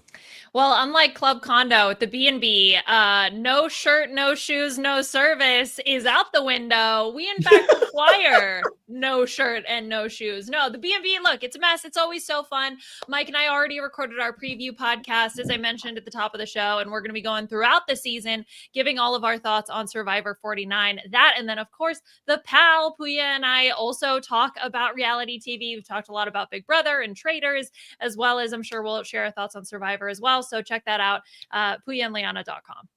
All right, Taryn, you've got a busy night coming up. I do. Now, listen, if you're a Survivor viewer, if you're on the Survivor side of RHAP, you may know I'm on the Big Brother side. If you have not watched Big Brother, if you're not a viewer of the coverage, and you want to learn more about the other tentpole show that we cover here at RHAP, I wrote a book called Behind the Mirror, Inside the World of Big Brother, which I'm very excited about. It's coming out in November. You can pre-order it now at TarynArmstrong.com. Put it in your shopping cart. Fill up the shopping cart, leave it in the parking lot, whatever you need to do. But it's written in a way that should be very accessible to anybody that doesn't know the show or anybody that wants to learn more about it. So check it out. Very proud of it. And hope you enjoy it. Okay, and then stick around because it's a Big Brother night here too. Big Brother 27, new episode kicking off in about 20 minutes. Yep. Okay. All night for me. All right. Stay tuned, everybody. It's going to be worth it tonight. Okay. All right.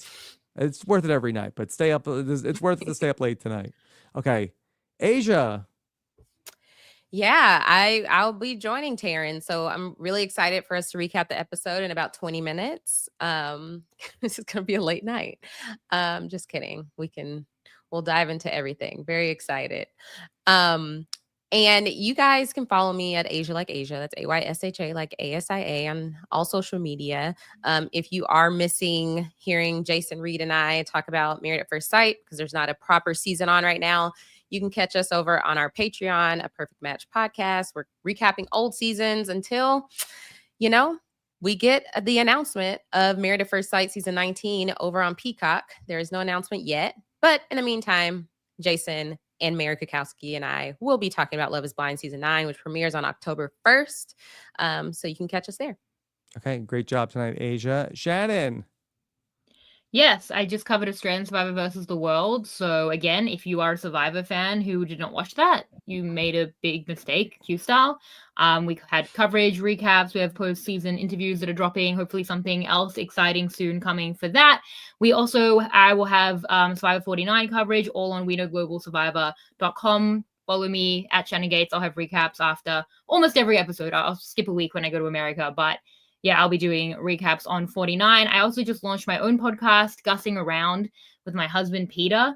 You can find that on YouTube, Gussing Around Podcast. You can find it on Apple Podcasts and on Spotify, where we're talking about our lives and podcasting and our interests and our pregnancy journey and all of that. So that is the first episode of that is out. And I would really appreciate, anyone that's already checked it out. So I heard the theme song is a banger. Yes. I was Thank just about you. to say that. With an Thank S. you very much. Thank you. Great tune. But now what is he? Gusting around. Thank you. A few people have been humming it. They told me, yeah. Mhm. Dozens. Okay. And then Puya. Well, a lot of people have been shouting about how good the Traders Ireland has been, Rob. And me and Annabelle are having a good time covering it. We're about to wrap that up, but then we got 2 more seasons of Traders coming in with the Celebrity UK season debuting with season 1 in October and Traders Canada season 3 coming in as well. So make sure you're tuned in for that. We Know Traders. That's where you can find that. Leon already mentioned we have a good time on the PAL. Come check that out. Find me on twitch.tv/Puya. And also, rumors have it, not confirmed, that the 90 Day Fiancé universe might be getting a Survivor alum of its own in the future in Russell Hantz. Do not know how valid that is, but join me because I might need all the backing I need for when we get to that season, okay? So We Know 90 Day. We have a good time there. Find that as well. All right, fun times tonight. Thank you all so much for joining us. Great turnout for the draft tonight. Take care, everybody. Have a good one. Bye. This is RHAP. We know reality TV.